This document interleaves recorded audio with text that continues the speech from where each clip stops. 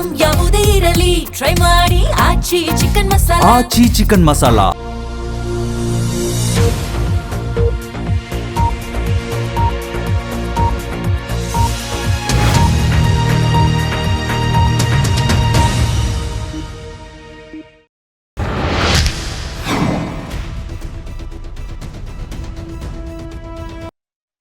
ನಮಸ್ಕಾರ, ಜಿ ಸಂವಾದಕ್ಕೆ ಸ್ವಾಗತ. ಕರ್ನಾಟಕದಲ್ಲಿ ಆಡಳಿತವನ್ನು ನಡೆಸ್ತಾ ಇರುವಂತಹ ಕಾಂಗ್ರೆಸ್ ವರದಿಗಳ ಸರ್ಕಾರ ಆಗಿಬಿಟ್ಟಿದೆ. ವರದಿಯ ಆಡಳಿತವನ್ನು ಕೊಡ್ತಾ ಇದೆ. ಮಧುಸೂದನ್ ವರದಿ, ಕೆಂಪಣ್ಣ ವರದಿ, ನಾಗಮೋಹನ್ ದಾಸ್ ವರದಿ, ಹಿಂದುಳಿದ ವರ್ಗಗಳ ಆಯೋಗದ ವರದಿ, ಸದಾಶಿವ ಆಯೋಗದ ವರದಿ. ರೈಟ್, ಜನಸಾಮಾನ್ಯರ ತೆರಿಗೆ ದುಡ್ಡಲ್ಲಿ ವರದಿಗಳು ಅಂತೇನೋ ಮಾಡ್ತಾರೆ, ನಿಯೋಗವನ್ನು ರಚನೆ ಮಾಡ್ತಾರೆ. ಔಟ್ಪುಟ್ ಏನು, ಪ್ರೋಗ್ರೆಸ್ ಏನು? ಉತ್ತರ ಇಲ್ಲ. ವಿಶೇಷವಾಗಿ SIR ಪ್ರಕ್ರಿಯೆ ನಡೀತಾ ಇದೆ. ದೇಶದಾದ್ಯಂತ ನಡೀತಾ ಇರುವಂಥ ಪ್ರಕ್ರಿಯೆ ಕರ್ನಾಟಕದಲ್ಲೂ ಕೂಡ ಚಾಲ್ತಿಯಲ್ಲಿದೆ. ಇದಾಗುತ್ತೆ ಅಂತ ಪೂರ್ವದಲ್ಲಿ ಕಾಂಗ್ರೆಸ್ಗೂ ಕೂಡ ಗೊತ್ತಿತ್ತು. ಆ ನಿಟ್ಟಿನಲ್ಲಿ ನಾವು ನೋಡ್ತಾ ಹೋಗೋದಾದರೆ ಬಹಳ ಮುಖ್ಯವಾಗಿ 2026-27ನೇ ಸಾಲಿನಲ್ಲಿ SIR ಸಮೀಕ್ಷೆ ಆಗುತ್ತೆ ಅನ್ನುವಂಥ ಅರಿವಿದ್ರೂ ಕೂಡ ಕರ್ನಾಟಕದಲ್ಲಿ ಒಂದು ವಿಶೇಷವಾದಂತಹ ಸಮೀಕ್ಷಾ ಪ್ರಕ್ರಿಯೆ ನಡೆಯುತ್ತೆ. ಸಾಮಾಜಿಕ, ಆರ್ಥಿಕ, ಶೈಕ್ಷಣಿಕ ಸಮೀಕ್ಷೆ ಅದು. ಅದನ್ನು ಜಾತಿಗಣತಿ ಅಂತ ಕರೆಯೋ ಹಾಗಿಲ್ಲ. ಆ ಸಮೀಕ್ಷೆಗೆ ಸಂಬಂಧಪಟ್ಟಂತಹ ಫಲಿತಾಂಶ ಆದರೂ ಏನು? ಕೋಟ್ಯಾಂತರ ರೂಪಾಯಿ ಖರ್ಚು ಮಾಡಿಬಿಟ್ಟು ಈ ರೀತಿ ವರದಿಗಳನ್ನು ಸಿಕ್ಸ್ಕೊಂಡು ಕಸದ ಬುಟ್ಟಿಗೆ ಹಾಕಕ್ಕ ಅಥವಾ ಫೈಲಲ್ಲಿ ರೆಡಿ ಮಾಡ್ಕೊಂಡು ಇಡಕ್ಕ, ಜೊತೆಗೆ ಆ ಪ್ರಿಂಟೌಟ್ಗಳು ಮಾಡ್ತಾರೆ ನೋಡಿ, ಡಬ್ಬಗಳಲ್ಲಿ ಹೊತ್ಕೊಂಡ್ಬರ್ತಾರೆ. ಆದರೆ ಇದೆಲ್ಲ ಏನಾಯಿತು? ಯಾರ ದುಡ್ಡಲ್ಲಿ ಯಾರ ಅಪ್ಪಣೆ ತೊಗೊಂಡು ಇದನ್ನೆಲ್ಲ ಮಾಡ್ತಿದ್ದಾರೆ ಅನ್ನೋದು ಜನಸಾಮಾನ್ಯರ ಪ್ರಶ್ನೆಯಾಗಿದೆ. ಹಾಗಾಗಿ ವರದಿಗಳ ಸರ್ಕಾರದಲ್ಲಿ ವರದಿಗಳ ಬಗ್ಗೆ ಡೀಟೇಲ್ ಆಗಿ ಮಾತಾಡ್ತಾ ಹೋಗೋಣ. ನಾನು ದಿವ್ಯಶ್ರೀ.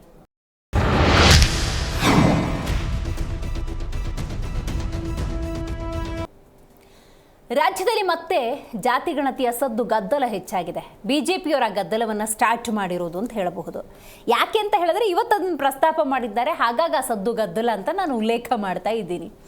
SIR ಪ್ರಕ್ರಿಯೆ ಒಂದು ಕಡೆ ನಡೀತಾ ಇದೆ. SIR ಪ್ರಕ್ರಿಯೆ ಒಳಗೆ ಬಹುತೇಕ ಎಲ್ಲ ಅಂಶಗಳು ಬರುತ್ತೆ.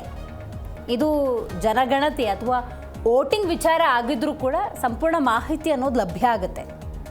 ಆದರೆ ಇದಕ್ಕೂ ಪೂರ್ವದಲ್ಲಿ ಕರ್ನಾಟಕದಲ್ಲಿ ಆಡಳಿತವನ್ನು ನಡೆಸ್ತಾ ಇರುವಂತಹ ಕಾಂಗ್ರೆಸ್ ನಮಗೊಂದು ಔಟ್ಪುಟ್ ಬೇಕು, ನಮಗೊಂದು ಇನ್ಫಾರ್ಮೇಷನ್ ಬೇಕು, ನಮಗೊಂದು ಸರ್ವೆ ಡಾಟಾ ಬೇಕು ಅಂತ ಹೇಳಿ ಸಾಮಾಜಿಕ, ಆರ್ಥಿಕ, ಶೈಕ್ಷಣಿಕ ಸಮೀಕ್ಷೆಯನ್ನು ಮಾಡುತ್ತೆ. ವರದಿ ಅದು, ಗಣತಿಯ ವರದಿ ಅದು. ಅದರಲ್ಲಿ ಜಾತಿ ಅನ್ನುವಂಥ ಕಾಲಮ್ಮು ಇತ್ತು, ಅದಕ್ಕೂ ಉತ್ತರ ಕೊಡಬೇಕಾಗಿತ್ತು. ಇನ್ಕಮ್ ಎಷ್ಟು ಅಂತ ಕೇಳಿದ್ರು, ಅದಕ್ಕೂ ಉತ್ತರ ಕೊಡಬೇಕಾಗಿತ್ತು. ಯಾವ ಊರು, ಯಾವ ಕೇರಿ, ಎಲ್ಲ ಪ್ರಶ್ನೆಗಳಿತ್ತು. ಅದೆಲ್ಲದಕ್ಕೂ ಕೂಡ ಜನ ಉತ್ತರ ಕೊಟ್ಟಿದ್ದಾರೆ. ಉತ್ತರ ಕೊಟ್ಟರಲ್ಲ, ಅದೊಂದು ವರದಿ ಇರುತ್ತಲ್ಲ, ಅದೇನಾಯಿತು? ಅದಕ್ಕೆ ಉತ್ತರ ಕೊಡಬೇಕಾಗಿರೋ ಕಾಂಗ್ರೆಸ್ನವರು ಮೌನ ವ್ರತಕ್ಕೆ ಜಾರಿದ್ದಾರೆ. ಹಾಗಾಗಿ ಇವತ್ತು ಬೇಡ ಈ ಮೌನ ವ್ರತ ಮಾತಾಡಿ ಅಂತ BJPಯವರು ಕೇಳ್ತಾ ಇದ್ದಾರೆ. ಹಿಂದುಳಿದ ವರ್ಗಗಳ ಶಾಶ್ವತ ಆಯೋಗದ ವರದಿಯದು. BJP ಕಚೇರಿಯಲ್ಲಿ ನಾಯಕರು ಜಂಟಿ ಸುದ್ದಿಗೋಷ್ಠಿಯನ್ನು ಮಾಡಿದ್ದಾರೆ. ಮುಂದಿನ ಅಧಿವೇಶನದಲ್ಲಿ ಮಂಡನೆ ಮಾಡಲೇಬೇಕು ಅನ್ನುವಂಥ ಒತ್ತಾಯ ಇದು. ವರದಿಗಳ ಸ್ಪಷ್ಟತೆ ಬೇಕು ಅಂತ ಸುನೀಲ್ ಕುಮಾರ್ ಆಗ್ರಹಿಸಿದ್ದಾರೆ. ಕಾಂಗ್ರೆಸ್ನ ಎಲ್ಲ ವರದಿ ಕಸದ ಬುಟ್ಟಿ ಸೇರಿದ್ದಾವೆ. ವರದಿಯ ಬಗ್ಗೆ ಸ್ಪಷ್ಟತೆ ಕೊಡಿ ಅಂತ ಹೇಳಿ BJP ನಾಯಕರು ಕೇಳಿದ್ದಾರೆ. ತಪ್ಪೇನಿಲ್ಲ. ಕಡೆ ಪಕ್ಷ ಪ್ರತಿಪಕ್ಷದ ಸ್ಥಾನದಲ್ಲಿ ಇದ್ಕೊಂಡು ಈಗಲಾದರೂ ಕೇಳ್ತಿದ್ಯಲ್ಲ ಅನ್ನೋದೇ ಸಮಾಧಾನ. ಕೇಳಿದ್ದಾರೆ ಹಲವು ಬಾರಿ. ಆದರೆ ಒಂದು ಸಕಾರಾತ್ಮಕವಾಗಿ ಪದೇ ನೆನಪಿಸುವಂಥ ಪ್ರಯತ್ನಗಳಾಗಿಲ್ಲ ಅಂತ ಹೇಳಿದ್ರೆ ಸರ್ಕಾರಕ್ಕೂ ಕೇಳಲ್ಲ, ಪ್ರತಿಪಕ್ಷದ ಪ್ರಯತ್ನ ಕೂಡ ನಿಷ್ಕ್ರಿಯ ಆಗಿಬಿಡುತ್ತೆ. ಮಧುಸೂದನ್ ವರದಿ ಇರ್ಬೋದು, ಕೆಂಪಣ್ಣ ವರದಿ ಇರ್ಬೋದು, ಸದಾಶಿವ ಆಯೋಗದ ವರದಿ ಇರ್ಬೋದು, ನಾಗಮೋಹನ್ ದಾಸ್ ವರದಿ ಇರ್ಬೋದು, ಕುನ್ಹಾ ವರದಿ ಇರ್ಬೋದು, ಹಿಂದುಳಿದ ವರ್ಗಗಳ ವರದಿ ಇರ್ಬೋದು. ವರದಿಗಳೆಲ್ಲ ಫೈಲ್ ಸೇರ್ಕೊಂಡಿದ್ದಾವ, ಕಾಸದ ಬುಟ್ಟಿಲಿದ್ದಾವ, ನೇರವಾಗಿ ಉತ್ತರ ಕೊಡಬೇಕಾಗತ್ತೆ.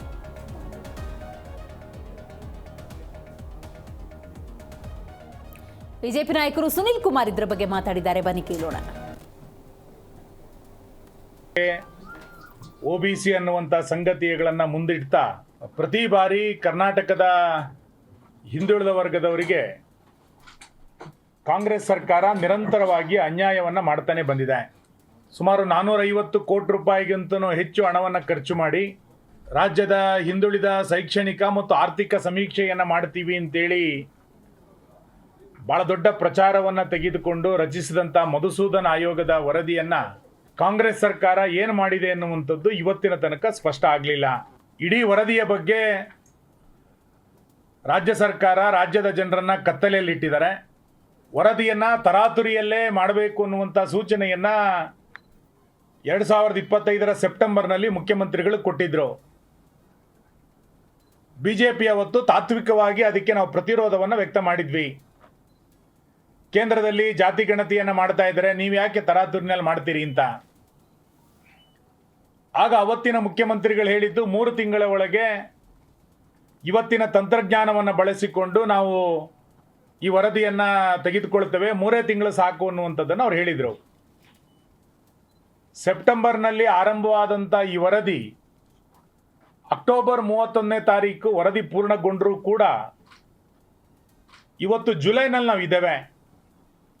ಇವತ್ತಿನ ತನಕ ಈ ವರದಿಯ ಕುರಿತಂತೆ ರಾಜ್ಯ ಸರ್ಕಾರ ಯಾವುದೇ ಸ್ಪಷ್ಟವಾದಂಥ ನಿಲುವನ್ನು ಈ ಹಿಂದಿನ ಮುಖ್ಯಮಂತ್ರಿಗಳು ತೆಗೆದುಕೊಳ್ಳಿಲ್ಲ, ಇವತ್ತಿನ ಮುಖ್ಯಮಂತ್ರಿಗಳು ಕೂಡ ತೆಗೆದುಕೊಳ್ತಾ ಇಲ್ಲ.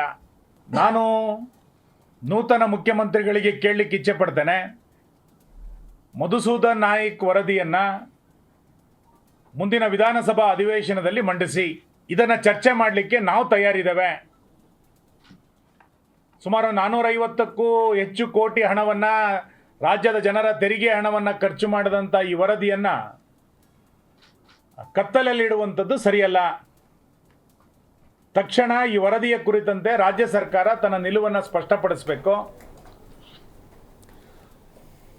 ಘೋಷಣೆ ಮಾತ್ರ, ಪೋಷಣೆ ಇಲ್ಲ ಅಂದರೆ ಕಷ್ಟ ಆಗುತ್ತೆ. ಆ ಪೋಷಣೆ ಸಕಾಲಕ್ಕೆ ಆಗಬೇಕು ಅನ್ನೋದಾದರೆ ವರದಿ ಆಗಬೇಕು, ಅದು ಅನುಷ್ಠಾನಕ್ಕೂ ಕೂಡ ಬರಬೇಕು. ನಮ್ಮ ಅವಧಿಯಲ್ಲಿ, ಕರ್ನಾಟಕ ಕಾಂಗ್ರೆಸ್ ಸರ್ಕಾರದ ಅವಧಿಯಲ್ಲಿ ನಾವು ಸಮೀಕ್ಷೆ ಮಾಡ್ತೀವಿ, ಸರ್ವೆ ಮಾಡ್ತೀವಿ ಅಂತ ಘೋಷಣೆ ಮಾಡಿ ಕೋಟ್ಯಾಂತರ ರೂಪಾಯಿ ಖರ್ಚು ಮಾಡೋದಲ್ಲ. ಮಧುಸೂದನ್ ವರದಿಯೂ ಜಾರಿ ಆಗಬೇಕು ಅಥವಾ ಅದು ಹೊರಗಡೆ ಬರಬೇಕು. ಕೆಂಪಣ್ಣ ವರದಿ ಏನಿದೆ ಅನ್ನೋದು ಗೊತ್ತಾಗಬೇಕು. ಸದಾಶಿವ ಆಯೋಗದ ವರದಿಯಲ್ಲಿ ಏನಿದೆ ಗೊತ್ತಾಗಬೇಕು. ಕುನ್ನಾ ವರದಿ ಕಥೆ ಏನು ಅನ್ನೋದು ಗೊತ್ತಾಗಬೇಕು. ಹಿಂದುಳಿದ ವರ್ಗಗಳ ವಿಚಾರಕ್ಕೆ ಬರೋಣ. ಹಿಂದುಳಿದ ವರ್ಗಗಳು ಹಿಂದುಳಿದಲ್ಲೇ ಇರಬಾರ್ದು, ಎಲ್ಲರೂ ಕೂಡ ಮುಖ್ಯವಾಹಿನಿಗೆ ಬರಬೇಕು, ಬದುಕನ್ನು ಕಟ್ಕೋಬೇಕು, ಎಲ್ಲ ದೊಡ್ಡ ದೊಡ್ಡ ಘೋಷಣೆಗಳು.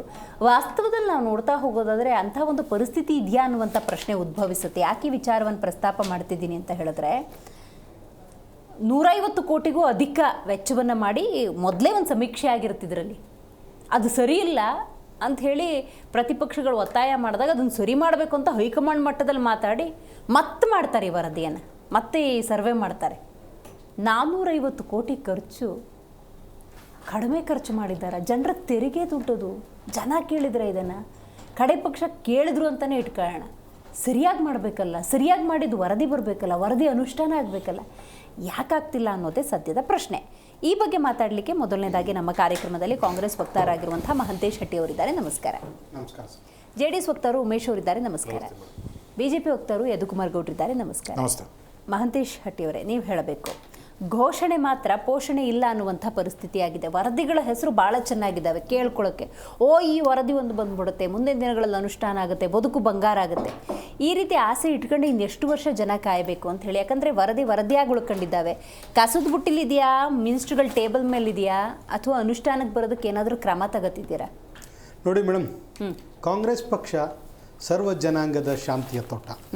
ಸರ್ವ ಜನಾಂಗದ ಏಳಿಗೆಗಾಗಿ ಈಗಿನ ಮುಖ್ಯಮಂತ್ರಿಗಳಾದಂಥ DK ಶಿವಕುಮಾರ್ ಅವರು, ಹಿಂದಿನ ಮುಖ್ಯಮಂತ್ರಿಗಳಾದಂಥ ಮಾಜಿ ಮುಖ್ಯಮಂತ್ರಿಗಳಾದಂಥ ಸಿದ್ದರಾಮಯ್ಯ ಸಾಹೇಬರು ಈ ರಾಜ್ಯದ ಅಭಿವೃದ್ಧಿಗಾಗಿ ಸಣ್ಣ ಅತಿ ಸಣ್ಣ ಹಿಂದುಳಿದ ವರ್ಗ ಮತ್ತು ಮೇಲು ಎಲ್ಲ ಜಾತಿಗಳಿಗೆ ಅವರವರ ಹಕ್ಕುಗಳನ್ನು ನೀಡುವ ನಿಟ್ಟಿನಲ್ಲಿ ಈ ವರದಿಗಳನ್ನು ಮಾಡಿದ್ದಾರೆ. ಇಡೀ ದೇಶಕ್ಕೆ ಮಾದರಿಯಾಗುವಂಥ ವರದಿಯನ್ನು ಸಿದ್ದರಾಮಯ್ಯ ಅವರು ಮಾಡು ನಿಟ್ಟಿನಲ್ಲಿ ಮಾಡಿದ್ದಾರೆ.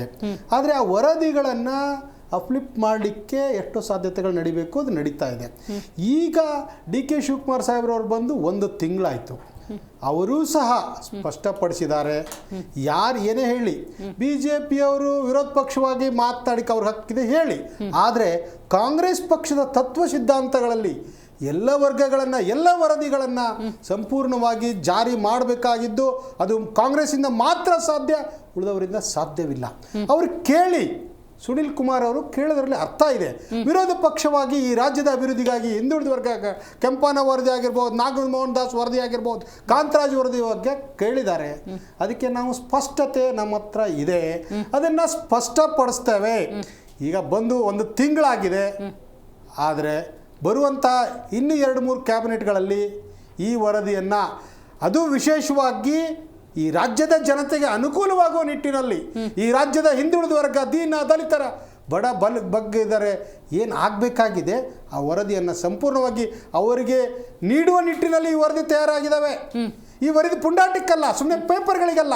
ಅದು ಆಗಬಾರ್ದು ಅನ್ನೋದು ನಮ್ಮದು ಉದ್ದೇಶ. ಕಾಂಗ್ರೆಸ್ ಪಕ್ಷ ಸರ್ವರಿಗೂ ಸಮಪಾಲು, ಸರ್ವರಿಗೂ ಸಮಬಾಳು, ಈ ರಾಜ್ಯದ ಪ್ರತಿಯೊಬ್ಬ ದೀನದಲಿತನಿಗೂ, ಬಡವನಿಗೂ, ಯುವಕರಿಗೂ, ಮಹಿಳೆಯರಿಗೂ ಕೊಡಬೇಕಾಗಿದೆ. ಆ ನಿಟ್ಟಿನಲ್ಲಿ ಈ ವರದಿಗಳಿದ್ದಾವೆ.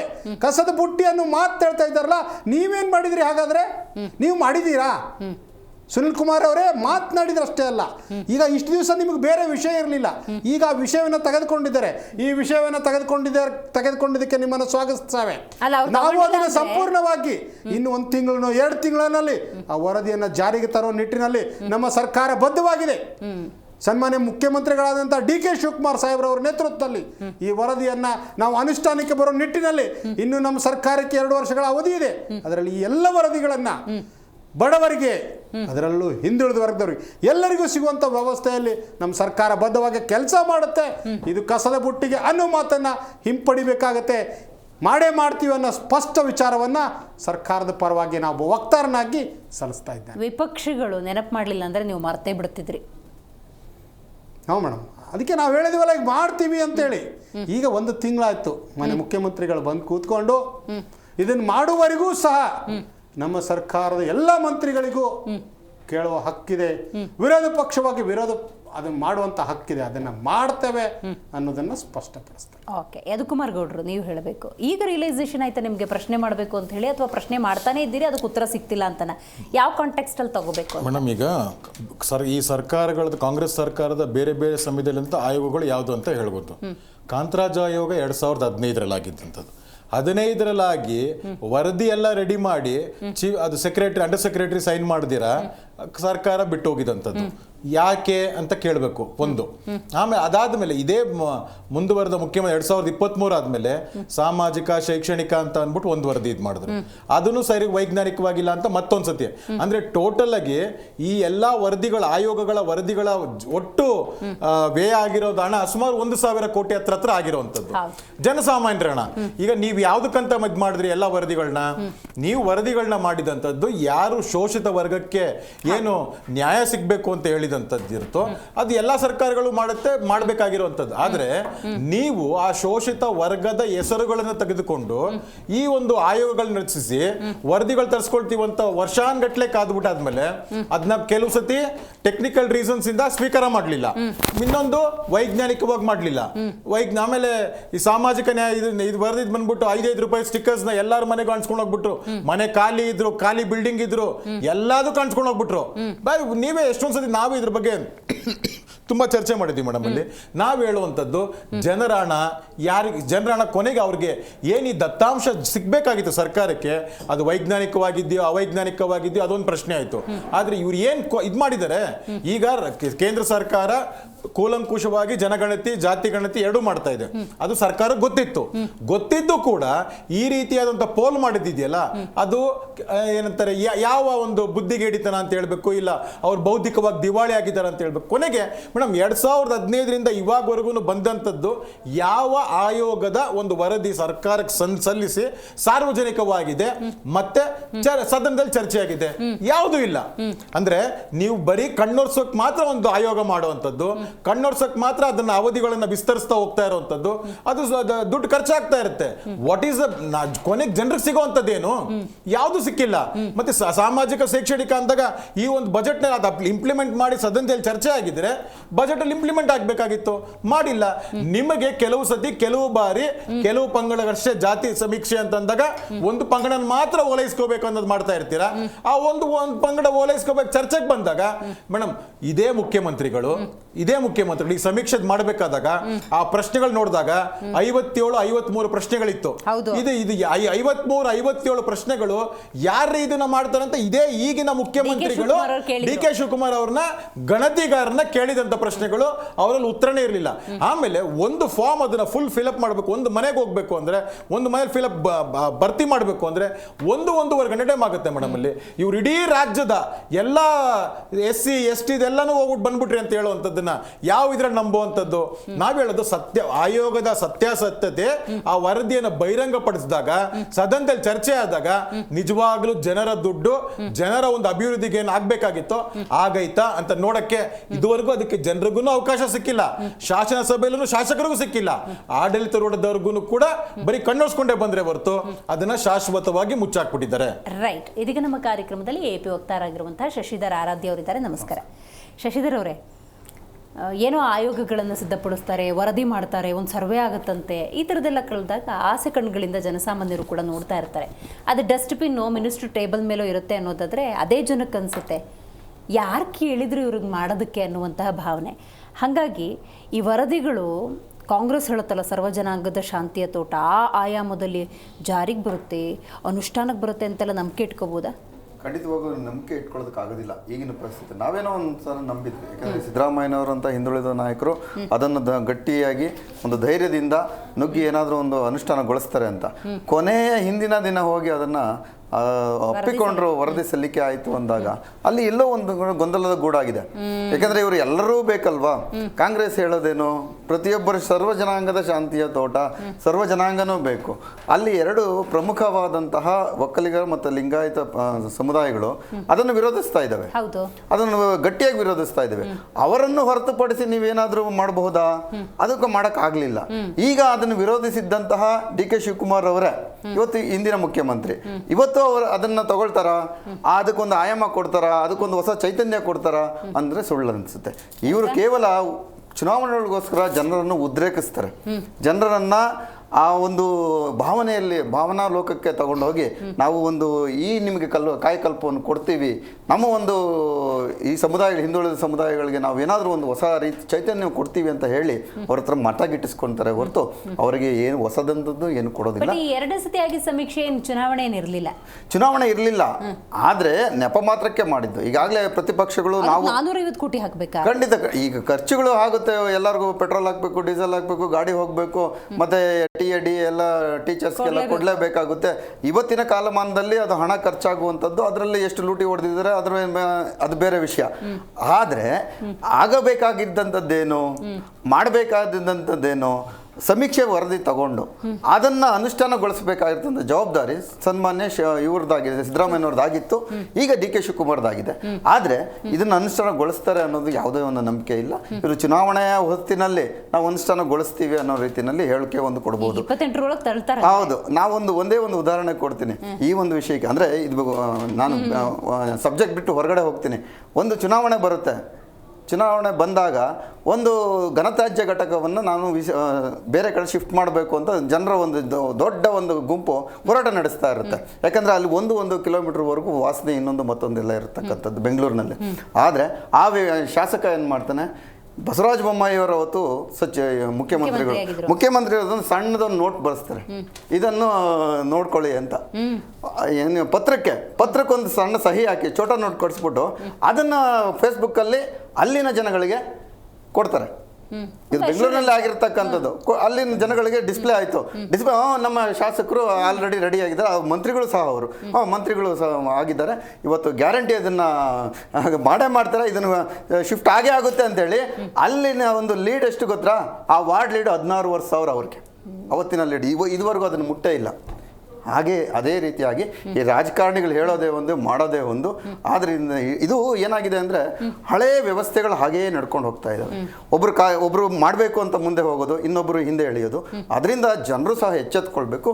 ಒಂದು ಹೊಸ ಚೈತನ್ಯವನ್ನು, ಒಂದು ಹೊಸ ರಾಜಕೀಯ ಪಕ್ಷವನ್ನು ನೀವೇ ಸಹ ಆರಿಸ್ಬೇಕು. ಆಗಲೇ ಏನಾದರೂ ಬದಲಾವಣೆ ಸಾಧ್ಯವೇ ಹೊರತು ಇಂತಹ ಹಳೆ ಪಕ್ಷಗಳಿಂದ ಯಾವುದೇ ಬದಲಾವಣೆಗಳು ಸಹ ನಾವು ನಿರೀಕ್ಷೆ ಮಾಡೋದಕ್ಕಾಗೋದಿಲ್ಲ. ಹಳೆ ಪಕ್ಷಗಳಿಂದ ಅನ್ನೋದು ಬಹಳ ದೊಡ್ಡ ಸಬ್ಜೆಕ್ಟ್. ಹೌದೌದು. ಈಗಿನ ಅಧಿಕಾರ ಹೊಂದಿರತಕ್ಕಂತಹ ಸುಮಾರು 1947ರಿಂದ ಏನು ಅಧಿಕಾರ ವಹಿಸಿಕೊಂಡಿದೆ ಕಾಂಗ್ರೆಸ್ ಪಕ್ಷ, 1980 ನಂತರ ಬಂದಿರತಕ್ಕಂತಹ ಬಿಜೆಪಿ ಪಕ್ಷ, ಹಳೆ 80 ನಂತರದ ಜೆಡಿಎಸ್ ಅಂದ್ರೆ ಜನತಾದಳ ಸಹ ಅದರಲ್ಲಿ ಸೇರುತ್ತೆ, ಪಾಲ್ದಾರಿಕೆ ಇರತಕ್ಕಂಥ ಪಕ್ಷಗಳು. ಇವು ಏನು ಹೊಸತೇನು ಮಾಡೋದಕ್ಕೆ ಸಾಧ್ಯ ಇಲ್ಲ. ಇವರಿಗೆ ನಂಬರ್ ಗೇಮ್ಗೋಸ್ಕರ ಎಲೆಕ್ಷನ್ ಮಾಡ್ತಾ ಇದ್ದಾರೆ. 113 ಬರಬೇಕು, ಜನ ಹೇಳಿ ಅದು ಅವರ ಕರ್ಮ. ಇದು ಹೀಗೆ ನಡ್ಕೊಂಡು ಹೋಗ್ತಾ ಇದೆ. ಇನ್ನಂದ್ರೆ ದೊಡ್ಡ ಸಮುದಾಯಗಳಿಗೆ ಸಮಸ್ಯೆ ಆಗಲ್ಲ. ಈಗ ಸಣ್ಣ ಮೈಕ್ರೋ ಕಮ್ಯುನಿಟೀಸ್ ಇರ್ತಾವಲ್ಲ, ಆ ಕಮ್ಯುನಿಟಿಗೆ ತುಂಬಾ, ಈ ಕುಂಬಾರ ತುಂಬಾ ಸಣ್ಣ ಮೈಕ್ರೋ ಕಮ್ಯುನಿಟಿ, ಕಂಬಾರ ಅಂತ ಒಂದಿದೆ, ಅದೊಂದು ಸಣ್ಣ ಒಂದು ಮೈಕ್ರೋ ಕಮ್ಯುನಿಟಿ. ಸಾಕಷ್ಟು ಬೆಸ್ತರು, ಅದೊಂದು ಸಣ್ಣ ಮೈಕ್ರೋ ಕಮ್ಯುನಿಟಿ. ಅವರು ಇಡೀ ರಾಜ್ಯದಲ್ಲಿ ವಿಸ್ತರಣೆ ಆಗಿಲ್ಲ. ಅಂತಹ ಜನಗಳಿಗೆ ನಿಜವಾಗ್ಲೂ ಅದು ಶಾಪನೆ. ಅವರಿಗೆ ರಾಜಕೀಯವಾಗಿ ಮೇಲೆ ಎದ್ದೊಳ್ಳೋದಕ್ಕೂ ಆಗೋದಿಲ್ಲ, ರಾಜಕೀಯ ಸ್ಥಾನಮಾನ ಕೊಡೋದಿಲ್ಲ. ರಾಜಕೀಯವಾಗಿ ಯಾವಾಗ ಸ್ಥಾನಮಾನ ಕೊಡ್ತಾರೆ? ನಿಮ್ಮಲ್ಲಿ ಜನ ಇದ್ದಾಗ ಮಾತ್ರ ನಿನಗೆ ಟಿಕೆಟ್ ಕೊಡ್ತಾರೆ. ನಿನ್ನಲ್ಲಿ ಜನ ನಿಂತೆ ಓಟ್ ತಗೊಳ್ಳುವಂಥ ಶಕ್ತಿ ಇದ್ದಾಗ ಮಾತ್ರ ನಿನಗೆ ಟಿಕೆಟ್ ಕೊಡುವಂಥದ್ದು, ರಾಜಕೀಯವಾಗಿ ಬೆಳೆಸುವಂಥದ್ದು. ಸ್ಥಳೀಯ ಸಂಸ್ಥೆಗಳನ್ನು ಸಹ ಇವರು ಮಾಡೋದಿಲ್ಲ, ಸ್ಥಳೀಯ ಸಂಸ್ಥೆಯಲ್ಲಿ ಸಹ ಅವರಿಗೆ ಇದು ಕೊಡೋದಿಲ್ಲ. ಮತ್ತು ಗ್ರಾಮ ಪಂಚಾಯತಿಗಳಲ್ಲಿ ಇವರು ಸಿಂಡಿಕೇಟ್ ಮಾಡ್ತಾರೆ. ಕಾಂಗ್ರೆಸ್ದೊಂದು ಸಿಂಡಿಕೇಟ್, ಬಿಜೆಪಿದೊಂದು ಸಿಂಡಿಕೇಟ್, ಆಮ್ ಆದ್ಮಿ ಒಂದು ಸಿಂಡಿಕೇಟ್ ಮಾಡಿದಾಗ ಆ ಸಿಂಡಿಕೇಟ್ಗಳಲ್ಲೂ ಸಹ ಇವರನ್ನು ತಗೊಳ್ಳೋದಿಲ್ಲ. ಆ ಮೈಕ್ರೋ ಕಮ್ಯುನಿಟಿಗಳು ಅಷ್ಟು ನರಳ್ತಾ ಇದ್ದಾವೆ. ಆ ನರಳ್ತಾ ಇರ್ತಕ್ಕಂಥ ಕಮ್ಯುನಿಟಿಗೆ ಏನಾದರೂ ಹೊಸ ಚೈತನ್ಯ ಕೊಡ್ತಾರಾ ಡಿ ಕೆ ಶಿವಕುಮಾರ್? ಅದೇ ನೋಡ್ಬೇಕಾಗಿದೆ. ರೈಟ್. ಉಮೇಶ್ ಅವರು ನೀವು ಹೇಳಬೇಕು, ಸಚಿವ ಸಂಪುಟ ವಿಸ್ತರಣೆಯೇ ಇನ್ನೂ ಆಗಿಲ್ಲ. ಇದರ ನಡುವೆ ಈ ವರದಿಗಳು ಸಾಲು ವರದಿಗಳಿದ್ದಾವೆ, ಅವು ವರದಿ ಬರ್ತವೆ, ಅದನ್ನೊಂದ್ಸತಿ ಪರಿಶೀಲನೆ ಮಾಡ್ತಾರೆ, ಯಾವುದೋ ಅನುಷ್ಠಾನಕ್ಕೆ ಬರುತ್ತೆ ಅನ್ನೋದು. ಈ ವಿದಿನ್ 2 years ಪಾಸಿಬಿಲಿಟೀಸ್ ಏನಾದರೂ ಇದೆಯಾ ಅನ್ನೋದು ಮೊದಲನೇ ಪ್ರಶ್ನೆ. ಬಟ್ ಈಗ ಸಾಮಾಜಿಕ ಆರ್ಥಿಕ ಶೈಕ್ಷಣಿಕ ಸಮೀಕ್ಷೆ ಆಗಿರೋದ್ರಿಂದ ಇದಕ್ಕೂ ಉತ್ತರ ಕೊಟ್ಬಿಡಿ. ಅವತ್ತು ಇದೇ ಡಿ ಕೆ ಶಿವಕುಮಾರ್ ಅವರು ಸಹಿ ಸಂಗ್ರಹ ಪ್ರಕ್ರಿಯೆ ಅಂತ ಆಗುತ್ತೆ. ಈ ಒಕ್ಕಲಿಗ ಮತ್ತು ಶೈವ ಸಮುದಾಯ, ಲಿಂಗಾಯತ ಮತ್ತು ವೀರಶೈವದಲ್ಲಿ ಸಹಿ ಹಾಕ್ತಲ್ಲ ಅವರು ಒಬ್ಬರಿದ್ದರು. ಹೆಂಗೆ ನಂಬಿಕೆ ಇಟ್ಕೋಬೋದು ಡಿ ಕೆ ಶಿವಕುಮಾರ್ ಅವರು? ಸರ್ವಜನಾಂಗದ ಶಾಂತಿಯ ತೋಟ, ಜಾತಿಗಳು ಅಂತ ನೋಡದೆ ಪ್ರತಿಯೊಬ್ಬರೂ ಕೂಡ ಹಿಂದುಳಿದವ್ರು ಮುಂದಕ್ಕೆ ಬರಬೇಕು, ಮುಖ್ಯವಾಹಿನಿಗೆ ಬರಬೇಕು ಅಂತ ಯೋಚನೆ ಮಾಡ್ತಾರೆ ಅನ್ನೋ ನಿರೀಕ್ಷೆ ಇಟ್ಕೋಬೋದಾ? ನೋಡಿ, ಏನು ಈ OBC ಏನು ಇದನ್ನು ರಿಸರ್ವೇಷನ್ ಪಾಲಿಸಿನ ಅನುಷ್ಠಾನವನ್ನು ಮಾಡಬೇಕು ಅಂತ ಯಾರಿಗಾರು ಇಚ್ಛೆ ಇದ್ದಿದ್ರೆ ಅದು ಇವತ್ತಿನ ಕಾಂಗ್ರೆಸ್ಗೆ ಆಗಲಿ ಅಥವಾ ಇತ್ತೀಚಿನ ಪಕ್ಷಗಳಿಗೆ ಅದಿಲ್ಲ. ಆ ಒಂದು ಇಚ್ಛಾಶಕ್ತಿನೇ ಇಲ್ಲ ಅಂತ ಹೇಳ್ಬೋದು. ನೀವು ಈ OBC ಈ ಏನೋ ಒಂದು ಮೀಸಲಾತಿ ಇದೆ, ಜಾತಿಗಣತೆ ಇರ್ಬೋದು, ಅವ್ರಿಗೇನೋ ಒಂದು ಅಪ್ಪರ್ ಒಂದು ಲೆವೆಲ್ ತರಬೇಕು ಅನ್ನೋ ಒಂದು ಇಚ್ಛಾಶಕ್ತಿ ಇದ್ದಿದ್ದು ಜನತಾ ಪರಿವಾರಕ್ಕೆ ಮೇಡಮ್. 1979 ಒಂದು ಮಂಡಲ ಆಯೋಗ ಅಂತ ಬರ್ತದೆ ನೋಡಿದ್ದೀರಿ. ಬಹುಶಃ ನಾವೆಲ್ಲ ಚಿಕ್ಕವರಿದ್ರು ಆಗ. ಅದರ ಉದ್ದೇಶ ಏನು ಅಂತಂದರೆ 27% ಈ OBC ಅವರಿಗೆ ಕೊಡಬೇಕು ಅಂತೇಳಿ ಉದ್ದೇಶ ಇತ್ತು. ಅದರಲ್ಲಿ JP ಮಂಡಲ್ ಅಂತೇಳಿ ಒಬ್ಬ ಪಾರ್ಲಿಮೆಂಟರಿ ಇರ್ತಾರೆ, ಸಂಸತ್ ಸದಸ್ಯರು, ಅವರ ನೇತೃತ್ವದಲ್ಲಿ ಇದನ್ನು ಮಾಡ್ತಾರೆ ಮೇಡಮ್. ಸರ್ವೆ ಮಾಡ್ತಾರೆ, ಇಡೀ ಇಂಡಿಯಾದಲ್ಲಿರುವಂಥ ಪಾಪ್ಯುಲೇಷನ್ ಮೇಲೆ ಸರ್ವೆ ಮಾಡಿ ಎಷ್ಟು ಜನ OBC ಸೇರ್ತಾರೆ, SC ST ಅಲ್ದಲೆ ಇದು ಕ್ರೀಮಿ ಲೇಯರ್ ಅಂತ ಏನು ಹೇಳ್ತೀವಿ, ಕೆನೆಪದರ ನೀತಿ ಅಂತ ಏನು ಹೇಳ್ತಿದ್ದೀವಿ, ಅದನ್ನು ತೆಗಿಬೇಕು ಅಂತೇಳಿ. ಅಂದರೆ ಅದನ್ನು ಆ ನಿಲುವಿನಲ್ಲಿ ತರಬೇಕು. ಈಗ ಹಿಂದುಳಿದ ವರ್ಗದಲ್ಲಿ ಮತ್ತೆ ಒಳಗಡೆ ಇವ್ರು ಹೇಳಿದ್ರಲ್ಲ, ಕಮ್ಮರ ಇದ್ದಾನೆ, ಚಮ್ಮಾರ ಇದ್ದಾನೆ, ಅದನ್ನು ತರಬೇಕು. ಅವ್ರಿಗೆ ಸಿಗಬೇಕಾದಂಥ ಸೌಲಭ್ಯ ಸಿಗಬೇಕು ಅಂತೇಳಿ 27% ಮೀಸಲಾತಿಯನ್ನು ಘೋಷಿಸ್ತಾರೆ ಎಲ್ಲಿ ಮಂಡಲ ವರದಿಯಲ್ಲಿ. VP ಸಿಂಗ್ ಅವ್ರ ಕಾಲದ 92ರಲ್ಲಿ ಬಹಳ ವಿರೋಧ ಆಗುತ್ತೆ ಮೇಡಮ್ ಇಡೀ ರಾಷ್ಟ್ರದಲ್ಲಿ. ಬಹುಶಃ ನಾವೆಲ್ಲ PUC ಓದ್ತಾ ಇದ್ವಿ. ಈ ಅಪ್ಪರ್ ಕ್ಯಾಸ್ಟ್ ಸ್ಟೂಡೆಂಟ್ಸ್ ಏನಿದ್ದಾರೆ ಅವರೆಲ್ಲ ಹೇಗೆ ನಮಗೆಲ್ಲ ನಮ್ಮ ಹಕ್ಕುಗಳು ಕಿತ್ಕೋತಾರೆ, ನಮಗೆ ನಮ್ಮ ಶೈಕ್ಷಣಿಕ ಹಕ್ಕುಗಳು ಹೊರಟೋಯ್ತವೆ ಅಂತೇಳಿ ಬಹಳ ಹೋರಾಟ ಆಗಿರ್ತೀರಿ. ಹೌದು, ಆ ಥರನೇ ಪ್ರಪಗಂಡ ಆಗುತ್ತೆ. OBC ಅವ್ರಿಗೆ ಕೊಡ್ತಾ ಇದ್ದಾರೆ, ನಿಮಗೆ ಕೊಡ್ತಾ ಇಲ್ಲ ಅಂತ ಹೇಳ್ಬಿಟ್ಟು ನಾವೆಲ್ಲ PUC ಹೈಸ್ಕೂಲ್ ಓದ್ತಾ ಇದ್ವಿ ಆಗ. ಅದಾದಮೇಲೆ ಮೇಡಮ್ ನೋಡಿ, ಆ 9 ಜನ, ನಿಮಗೆ ಗೊತ್ತಿಲ್ಲ, Indira Sawhney versus union of India ಅಂತ ಒಂದು ಪ್ರಕರಣ ಇದೆ. ಆ ಪ್ರಕರಣದ ಮುಖಾಂತರ 9 ಬೆಂಚಸ್ ಅಂದರೆ ಜಡ್ಜಸ್ ಬೆಂಚಲ್ಲಿ ತೀರ್ಮಾನ ಆಗುತ್ತೆ, ಎಸ್ ನೀವು ಕೊಡಬೇಕು 27%, not exceeding the ceiling limit of 50% of the total reservation ಅಂತ ಹೇಳಿ ಕೊಡಿ ಅಂತ ಹೇಳ್ತಾರೆ. ಅದಾದಮೇಲೆ ಸಾಕಷ್ಟು ಇದಾಯ್ತು, ಅದು ಜಾರಿ ತರಕ್ಕೆ ಬಿಡಲಿಲ್ಲ. ಅದಾದಮೇಲೆ ಮನಮೋಹನ್ ಸಿಂಗ್ ಅವ್ರ ಸರ್ಕಾರದಲ್ಲಿ ಒಂದಷ್ಟು ಜಾರಿಗೆ ತಗೊಂಬರ್ತಾರೆ. ಅರ್ಜುನ್ ಸಿಂಗ್ ಅವರಾಗ ಏನೋ ಸೆಂಟ್ರಲ್ ಮಿನಿಸ್ಟರ್ ಆಗಿರ್ತಾರೆ. ನೋಡಿ, ಈಗ ಕರ್ನಾಟಕದ ಪರಿಸ್ಥಿತಿ ನೋಡಿದರೆ ಈ ಕಾಂಗ್ರೆಸ್ನಲ್ಲಿರೋದು ಇವತ್ತಿನ ಪರಿಸ್ಥಿತಿಲಿರೋಂಥ ಈ ಸಿದ್ದರಾಮಯ್ಯನವರಿಗೆ ಅಲ್ಲಿ ಡಿ ಕೆ ಶಿವಕುಮಾರ್ಗೆ ಅವ್ರಿಗೆ ತರ್ತಾರೆ ಅನ್ನೋದು ಸುಳ್ಳು ಮೇಡಮ್. ಇದು ಇವರು ಕೇವಲ ನೋಡಿ ಗ್ಯಾರಂಟಿ ಭಾಗ್ಯಗಳನ್ನು ಕೊಟ್ಟರು, ಅದನ್ನು ಪರಿಷ್ಕರಣೆ ನೆಪದಲ್ಲಿ ಈಗ ಅಲ್ಲಿ ಜಾತಿ ಹುಡುಕ್ತಾ ಇದ್ದಾರೆ. ನಿಮ್ಗೆ ಉಚಿತ ಕರೆಂಟ್ ಕೊಡ್ತೀವಿ ಅಂತ ಹೇಳಿದ್ರು, ಅಲ್ಲಿ ಕ್ಯಾಸ್ಟ್ ಸರ್ಟಿಫಿಕೇಟ್ ಕೇಳ್ತಾ ಇದ್ದಾರೆ, ಇನ್ಕಮ್ ಸರ್ಟಿಫಿಕೇಟ್ ಕೇಳ್ತಾ ಇದ್ದಾರೆ. ಹೌದು, ಜಾತಿ ಕಾಲಮ್ ಇದೆ. ಇವರು ನಿಜವಾಗ್ಲೂ ವೆದರ್ ದೇ ಆರ್ ಹ್ಯಾವಿಂಗ್ ಏನು ಇಂಟೆನ್ಷನ್ ಟು ಇಂಪ್ಲಿಮೆಂಟ್ ದಿಸ್ ಏನೇ ಸ್ಕೀಮ್ಸ್ ಅಂತ ಹೇಳಿ. ಈ OBC ಈಗ ನೋಡಿ, ಈಗ ಒಂದಲ್ಲ ಇವು ಸ್ಕೀಮ್ ತಂದಿದ್ದು. ಈಗ ಹಿಂದೆ ಕೆಂಪಣ್ಣ ಆಯೋಗ ತಗೊಂಬಂದ್ರು, ಸದಾಶಿವ ಆಯೋಗ ತಗೊಂಬಂದ್ರು, ಅದಕ್ಕಿಂತ ಮುಂಚೆ ಅದಿತ್ತು, ಮಧುಸೂದನ ಆಯೋಗ ತಗೊಂಬಂತಂದ್ರು.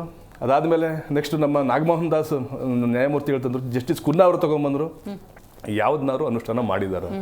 ನಮ್ಮ ಸ್ನೇಹಿತರು ಹೇಳಿದಂಥ ಸಂದರ್ಭದಲ್ಲಿ ಈಗ ಇವ್ರು ಹೇಳಿದ್ರು BJP ಅವರು ಈಗ ಯಾವುದೋ ಒಂದು ಡಿವೇಟ್ ಮಾಡಕ್ಕೆ ಕೊಟ್ಟಿದ್ದಾರೆ ಅಂತ ಹೇಳಿ. ಅಂದರೆ ಇಲ್ಲಿವರೆಗೂ ಕಾಂಗ್ರೆಸ್ನ ಡಿವೇಟ್ ಮಾಡ್ಕೊಂಡು ಇವೆಲ್ಲ ಆಯೋಗಗಳನ್ನ ತಗೊಂಬಂದ್ರೆ ಈಗ ಜನರ ಕಣ್ಣೊರ್ಸೋಕ್ಕೋಸ್ಕರವಾಗಿ ಇರಿ ಒಂದು ನಿಮಿಷ ಹೇಳ್ತೀನಿ, ನಾನು ಕಂಟ್ರೋಲ್ ಮಾಡ್ತೀನಿ.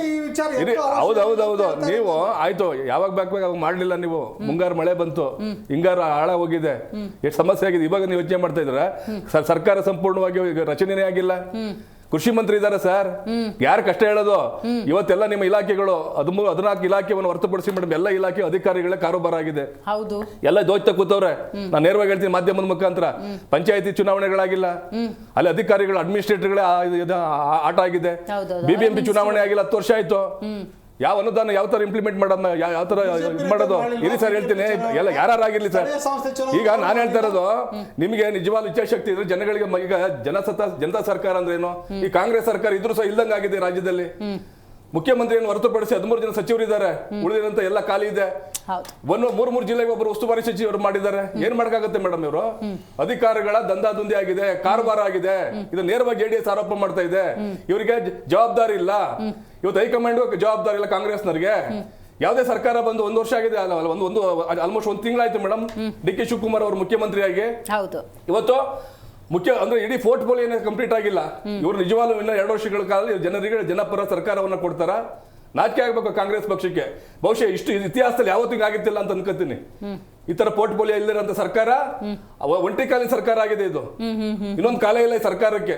ಇಂಥ ಸರ್ಕಾರ ನಂಬ್ಕೊಂಡು ನಾವು ಈ ಆಯೋಗದ ವರದಿಗಳನ್ನ ಇಂಪ್ಲಿಮೆಂಟ್ ಮಾಡ್ತಾರೆ ಅನ್ನೋದು ಸುಳ್ಳು.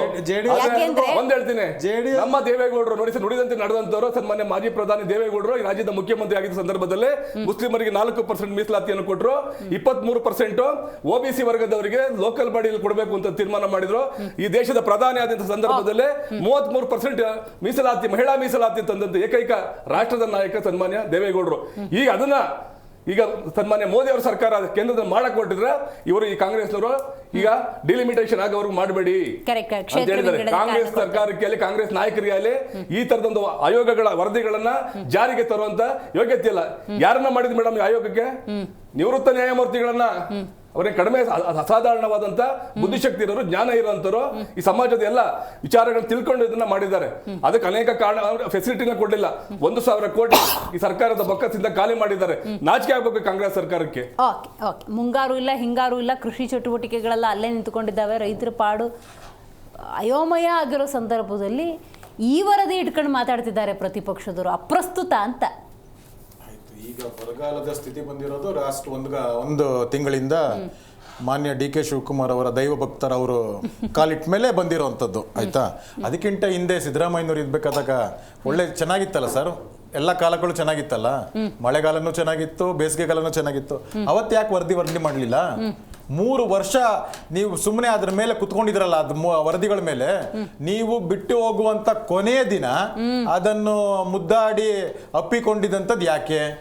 ಅಂದ್ರೆ ಇದು ಬಂದ್ಬಿಟ್ಟು ಏನ್ ತೋರಿಕೆ, ಅವಾಗಲೇ ಮಿತ್ರ ಹೇಳ್ತಾರೆ ತೋರಿಕೆ ಪ್ರೀತಿ ಮೇಡಮ್. ಇದು ಅವ್ರ ಮೇಲೆ ತೋರಿಕೆ ಬದ್ಧತೆ ಇರಬೇಕು ಅಂತಂದ್ರೆ ಯು ಹ್ಯಾವ್ ಟು, ನೀವು ಯಾವ ಒಂದು ಏನಂತಾರೆ ಫಾಸ್ಟ್ ಸ್ಪೀಡ್ನಿಂಗ್ ಲೈಟ್ನಿಂಗ್ ಸ್ಪೀಡ್ ನಲ್ಲಿ ಆಯೋಗ ರಚಿಸ್ತಿರೋ, ಯಾವ ಆಯೋಗ ರಚಿಸಿದಾಗ ಆಯೋಗ ರಚನೆ ಮಾಡಿ ಅದಕ್ಕೆ ಸಫಿಷಿಯಂಟ್ ಟೈಮ್ಸ್ ಕೊಡ್ತಿರೋ ಪ್ರಿಪೇರ್ ಮಾಡಕ್ಕಂತದಕ್ಕೆ.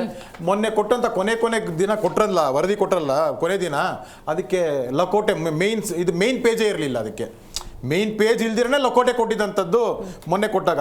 ಅದಕ್ಕಿಂತ ಮುಂಚೆ ಕಾಂತರಾಜ್ ಕೊಟ್ಟಾಗ ಅಂಡರ್ ಸೆಕ್ರೆಟರಿ ಸೈನ್ ಮಾಡದೇ ಇರೋಂಥದ್ದು ಆಗ್ಲೇ ಹೇಳ್ತಾ ಇರೋದು. ಈ ಒಂದು ಉದ್ದೇಶಕ್ಕೆ ಇವ್ರು ಹೇಳ್ತಾರೆ ಈಗ ಬರಗಾಲ ಅದಕ್ಕೆ ತಗೊಳ್ತಾ ಇಲ್ಲ ಅಂತ. ಹಿಂದೆ ಚೆನ್ನಾಗಿತ್ತಲ್ಲಪ್ಪ, 3 ವರ್ಷ ಕಾಲ ಕುರ್ಚಿ ಕಿತ್ತಾಟದಲ್ಲಿ ಇದ್ರಲ್ಲ, ಅವತ್ತು ಯಾಕೆ ವರದಿಗಳು ಮಾಡಲಿಲ್ಲ? ಅವತ್ತು ಯಾಕೆ ಸದನದಲ್ಲಿ ಅವಾಗ 7-8 ಸತಿ ಸದನ ಕುಂದಿತ್ತಲ್ಲ, ಅವತ್ತು ವರದಿ ಮಾಡಬೇಕಾಗಿತ್ತು, ಇದು ಮಾಡಿ ಸ್ಟೇಷನ್ ಮಾಡಬೇಕಾಗಿತ್ತು ಮೇಡಮ್. ಇದು ಒಂದು ಕಣ್ಣೊರ್ಸೋತಂತ್ರ. ಅವನು ಯಾರೋ ಚಿಕ್ಕಬಳ್ಳಾಪುರದವನು ಹೇಳ್ತಾನೆ ನಾನು OBC ಹುಡುಗ, ಶೋಷಿತ OBC ಅಂತೆ. ಹಂಗಂದ್ರೆ ನಾವೆಲ್ಲ ಯಾರು ಮೇಡಮ್? ಅಲ್ಲಿ ನಾವು ಒಂದು ಸಮುದಾಯದಿಂದ ಬಂದಿರೋರಲ್ವಾ, ಅವನ ಹೆಂಗ್ ಶೋಷಿತ ಆಗ್ತಾನಂತ ನನಗೆ ಗೊತ್ತಿಲ್ಲ. ಸ್ವತಃ DK ಶಿವಕುಮಾರ್ ಅವರು ನಾನು OBC ಅಂತ, ಅದನ್ನೇ ನಾನು ಹೇಳಕ್ ಹೋಗ್ತಾ ಇರೋದು. ಆ ವ್ಯಕ್ತಿಗೆ ಯಾರು ಶೋಷಿತ, ನಾನು ಹುಡುಗ OBC ಹುಡುಗನಿಗೆ ತೊಂದರೆ ಕೊಡ್ತಾ ಇದ್ದಾರೆ ಅಂತ ಇಲ್ಲಿ ಲಬ ಅಂತ ಪಡ್ಕೊಂಡು ಊರೆಲ್ಲ ಸುತ್ತಾ ಇರ್ತಾನಲ್ಲ, ಅದಕ್ಕೆ ಮುಖ್ಯಮಂತ್ರಿಗಳೇ ಉತ್ತರ ಕೊಟ್ಟವ್ರೆ ಯಾರು OBC ಅಲ್ಲ ಅಂತ ಅನ್ಬಿಟ್ಟು. ಒಂದು ನಾ ಹೇಳೋದಂತಂದ್ರೆ ಮೇಡಮ್, ಇವರು ಮೊದಲೇ ಘೋಷಣೆ ಏನಾಗಿತ್ತು, ಕಾಕಾ ಪಾಟೀಲ್ ಫ್ರೀ, ಮಾದೇವಪ್ಪನಿಗೂ ಫ್ರೀ. ಈ ಕಾಕಾ ಪಾಟೀಲ್ ಫ್ರೀ ಇಲ್ಲ, ಮಾದೇವಪ್ಪನಿಗೆ ಮಾತ್ರ ಫ್ರೀ. ಯಾಕೆ ಕಾಕಾ ಪಾಟೀಲ್ ಫ್ರೀ ಇಲ್ಲ? ಯಾಕೆ ಗೃಹ ಜ್ಯೋತಿ ಪರಿಶೀಲನೆ? ಯಾಕಂದ್ರೆ ಯಾಕೆ ಇವಾಗ ಗೃಹ ಜ್ಯೋತಿ ಪರಿಶೀಲನೆ ರೀ, ಗೃಹ ಜ್ಯೋತಿ ಕೊಡ್ಬೇಕಾದಾಗ 200 ಯೂನಿಟ್ ಫ್ರೀ ಅಂದಾಗ ನಿಮ್ ಜಾತಿ ಕೇಳಿದ್ರ ಮಹಾಂತೇಶ್ ಅವರೇ? ನಿಮ್ ಜಾತಿ ಕೇಳಿದ್ರ?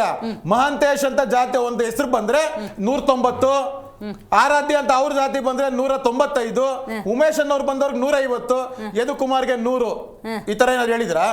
ಇವತ್ತು ಯಾಕೆ ಮಾಡ್ತಾ ಇದ್ದೀರಾ ಅಂದ್ರೆ ಮೇಡಮ್ ಟೋಟಲಿ ಇವರು ನುಂಗಿ ನೀರ್ ಕುಡ್ದಿ ಖಜಾನೆಗಳೆಲ್ಲ ಖಾಲಿ ಮಾಡ್ಬಿಟ್ಟಾದ್ಮೇಲೆ ಜನರಿಗೊಂದು ತೋರಿಸ್ಬೇಕಾಗಿತ್ತು ನಾವು ಕಾಳಜಿ ಐತೆ. ನೀವ್ ಹೇಳ್ತೀರಾ ಯದು ಕುಮಾರ್ ಗೌಡ್ರೆ, ಅದೇ ಸೆಂಟ್ರಲ್ ಗೌರ್ಮೆಂಟ್ ಇದೇ ಗೃಹಲಕ್ಷ್ಮಿನ ಅಪ್ರಿಶಿಯೇಟ್ ಮಾಡಿದೆ. ಮೇಡಮ್ ಈಗ ಅಪ್ರಿಶಿಯೇಷನ್ ಮಾಡುವಂಥದ್ದು ಏನಂತಂದ್ರೆ ಯಾರು ಇಲ್ಲದವರಿಗೆ ಕೊಡುವಂಥದ್ದನ್ನ ಡೆಫಿನೆಟ್ ಆಗಿ ಕೊಡ್ಲೇಬೇಕು. ಅದು ಸಾಮಾಜಿಕ ಬದ್ಧತೆ ಇನ್ಸ್ಪೈಟ್ ಆಫ್ ಯಾವುದೇ ರಾಜಕೀಯ ವಸ್ತು ಅದು ಬಂದ್ರು. ಆದ್ರೆ ಇವರು ಟರ್ಮ್ಸ್ ಅಂಡ್ ಕಂಡೀಷನ್ಸ್, ಇವಾಗ ನಾನೊಂದು ಸ್ಕೀಮ್ನ ನಿಮ್ಗೆ ಕೊಡ್ಬೇಕಂದಾಗ ವಿತೌಟ್ ಟರ್ಮ್ಸ್ ಅಂಡ್ ಕಂಡೀಷನ್ಸ್ ಕೊಟ್ಟಿದ್ದಂಥದ್ದು. ಅದನ್ನ ಫಾಲೋ ಮಾಡಬೇಕು ಅಂತ ಹೇಳಿದ್ಮೇಲೆ ಮನೆ ಒಡತಿಗೆ 2,000 ರೂಪಾಯಿ, ನೋ ಟರ್ಮ್ಸ್ ಅಂಡ್ ಕಂಡೀಷನ್ಸ್. ನಿನಗೂ ಫ್ರೀ ನನಗೂ ಫ್ರೀ, 2,200 ಯೂನಿಟ್ ಫ್ರೀ. ಇವಾಗ ಟರ್ಮ್ಸ್ ಅಂಡ್ ಕಂಡೀಷನ್ಸ್ ಇವನ್ ಇದೆ, ಮತ್ತೆ ಟರ್ಮ್ಸ್ ಅಂಡ್ ಕಂಡೀಷನ್ಸ್. ಇದನ್ನ ಯಾಕೆ ಆಗ್ತಿದ್ರಾ? ನಾವು ಗ್ಯಾರಂಟಿಗಳನ್ನ ಅಪ್ಲೈ ಮಾಡಿದ್ದೀವಿ. ಯಾರಿಗೆ BPL ಕಾರ್ಡ್ಸ್ ಯಾರು ಹೋಲ್ಡರ್ಸ್ ಇದ್ದಾರೆ ಅದು ಸ್ಪಷ್ಟವಾಗಿದೆ ನಮ್ದಲ್ಲಿ. ನೀವು ಇವಾಗ ಯಾಕೆ ಮಾಡ್ತಾ ಇದ್ದೀರಾ? ಮತ್ತೆ ಹೇಳ್ಬೇಕಾಗುತ್ತೆ ಮೇಡಮ್, ಈ ಮಧುಸೂದನ್ ನಾಯಕ್ದು ಕೊನೆಯದು ವರದಿ ತಗೊಂಡ್ರಲ್ಲ, ಅದನ್ನ ಈ ಒಂದು ಮುಂಗಾರು ಸದನದಲ್ಲಿ ಮಂಡಿಸಲ್ವಾ? ಅದಕ್ಕೆ ಇಂದಿನ ಮುಖ್ಯಮಂತ್ರಿಗಳ ಸಮ್ಮತಿ ಆಯ್ತಾ, ಈಗಿನ ಮುಖ್ಯಮಂತ್ರಿಗಳ ಸಮ್ಮತಿ ಆಯ್ತಾ ಅಂತ ಹೇಳ್ಬೇಕಾಗುತ್ತೆ. ಅಲ್ಲ, ಅಧಿವೇಶನ ಈಗ ಸಂಪುಟನೇ ರಚನೆ ಆಗದೆ ಅಧಿವೇಶನ ಆಗುತ್ತೆ ಅನ್ನೋ ನಿರೀಕ್ಷೆ ಇದೆಯಾ? ಹೆಂಗೆ ಇಟ್ಕೊಳ್ಳೋದು? ನಾನು ಮಾತಾಡ್ತೀನಿ ಒಂದು ಸಣ್ಣ ಬ್ರೇಕ್ ಇದೆ. ರೈಟ್, ಸದ್ಯದ ಕಾಂಗ್ರೆಸ್ನ ಪರಿಸ್ಥಿತಿ ಹೆಂಗಿದೆ ಅಂತ ಹೇಳಿದ್ರೆ, ನಾನು ಆಗಲೇ ಹೇಳ್ತಾ ಇದ್ದೆ, ಕೆಂಪಣ್ಣ, ಮಧುಸೂದನ್, ನಾಗಮೋಹನ್ ದಾಸ್ ಹೆಸರುಗಳು ಚೆನ್ನಾಗಿದೆ ವರದಿಗೆ, ಆದರೆ ಅನುಷ್ಠಾನ ಜಾರಿ ಅಂದಾಗ ಅಸಾಧ್ಯವೇನೋ ಅನ್ನುವಂಥ ಪರಿಸ್ಥಿತಿ. ವಿಶೇಷವಾಗಿ ಯಾಕೆ ನಾವು ಇದನ್ನು ಉಲ್ಲೇಖ ಮಾಡಬೇಕಂದ್ರೆ, ಇದೇ ಸಾಮಾಜಿಕ ಆರ್ಥಿಕ ಶೈಕ್ಷಣಿಕ ಸಮೀಕ್ಷೆ ಅಂದಾಗ DK ಶಿವಕುಮಾರ್ ಅವರು ಹಿಂದೆ ಸಹಿ ಸಂಗ್ರಹ ಪ್ರಕ್ರಿಯೆ ಒಕ್ಕಲಿಗ ಸಮುದಾಯದಿಂದ ಆಗಿತ್ತು, ಅದರಲ್ಲಿ ಅವರು ಕೂಡ ಇದ್ದರು ಅನ್ನುವಂಥದ್ದು. ಈಗ ಸಮಾಜ ಅಂದಾಗ ತುಳಿತಕ್ಕೊಳಗಾದಂಥ ಸಮುದಾಯವನ್ನು ಮುಖ್ಯವಾಹಿನಿಗೆ ತರಬೇಕು ಅಂದಾಗ ಸಿದ್ದರಾಮಯ್ಯನವ್ರ ಮೇಲೆ ಬಹಳ ನಿರೀಕ್ಷೆ ಇತ್ತು. ಈಗ ಅವರು ಆ ಸ್ಥಾನದಲ್ಲಿ ಇಲ್ಲ, ಮುಖ್ಯಮಂತ್ರಿ ಸ್ಥಾನದಲ್ಲಿ ಇಲ್ಲ ಆಗಿರೋದ್ರಿಂದಾಗಿ DK ಶಿವಕುಮಾರ್ ಅವರಿಂದ ನಿರೀಕ್ಷೆ ಮಾಡೋದಕ್ಕೆ ಸಾಧ್ಯವ, ಅಥವಾ ಅವರ ಮನಸ್ಥಿತಿ ಬದಲಾಗಿ ಪ್ರತಿಯೊಬ್ಬರನ್ನು ಕೂಡ ಮುಖ್ಯವಾಹಿನಿಗೆ ತರೋದಕ್ಕೆ ಒಂದಷ್ಟು ಪ್ರಯತ್ನಗಳನ್ನು ಮಾಡ್ತಾರಂತ. At the same time the cost ಬಗ್ಗೆ ಬಹಳ ಯೋಚನೆ ಆಗುತ್ತೆ. ಯಾಕಂದರೆ ಜನರ ದುಡ್ಡದು, ಆ ದುಡ್ಡನ್ನು ನೀವು ಪೋಲ್ ಮಾಡೋದಾದರೆ ಯಾರ ಅನುಮತಿ ತಗೊಂಡು ನೀವು ಇದನ್ನೆಲ್ಲ ಮಾಡಿದ್ರಿ ಅನ್ನುವಂಥ ಪ್ರಶ್ನೆ ಕೂಡ ಉದ್ಭವಿಸುತ್ತೆ. ಜಾತಿ ಗಣತಿಯನ್ನು ಬಹಿರಂಗಪಡಿಸಲೇಬೇಕು ಅನ್ನುವಂಥ ಆಗ್ರಹ. ಆದರೆ ಕಳೆದ 3 ವರ್ಷಗಳಿಂದ ಮುಖ್ಯಮಂತ್ರಿ ಸ್ಥಾನದ ಜಟಾಪಟಿಯಲ್ಲಿ ಕಳೆದಿರುವಂತಹ ಕಾಂಗ್ರೆಸ್ ಈಗ ಆ ಸ್ಥಾನದಲ್ಲಿ DK ಶಿವಕುಮಾರ್ ಅವರು ಕೂತಿದ್ದಾರೆ. ಈಗ ಹೆಂಗಿದೆ ಪರಿಸ್ಥಿತಿ ಅಂದರೆ, ಸಚಿವ ಸಂಪುಟ ಇನ್ನೂ ಕೂಡ ಭರ್ತಿಯಾಗಿಲ್ಲ. ಅದರ ನಡುವೆ ಅಧಿವೇಶನ ನಡೀಲೇಬೇಕು, ಇಂಥ ಸಿಚುವೇಶನ್ ಇದೆ. ಆದರೆ ಪ್ರತಿಪಕ್ಷವಾಗಿ ಸಮಗ್ರವಾಗಿ ಪ್ರಶ್ನೆ ಕೇಳಿದಾಗ ಯಾವ ಇಲಾಖೆಗೆ ಯಾವ ಮಿನಿಸ್ಟ್ರು ಉತ್ತರ ಕೊಡ್ತಾರೆ ಅನ್ನೋದ್ರ ನಡುವೆ ಈ ಸಮೀಕ್ಷೆ ಏನು ಮಾಡ್ತಾ ಇದ್ದೀರಿ ಮಹಂತೇಶ್ ಅವರೇ? ಮಾನ್ಯ ಮುಖ್ಯಮಂತ್ರಿಗಳು ಈಗ 1 ತಿಂಗಳಾಗ್ತಾ ಇದೆ. ಈಗ ನೀವು 14ನೇ ತಾರೀಕು ಸಚಿವ ಸಂಪುಟವನ್ನ ನಾವು ಮಾಡ್ತಾ ಇದ್ದೇವೆ.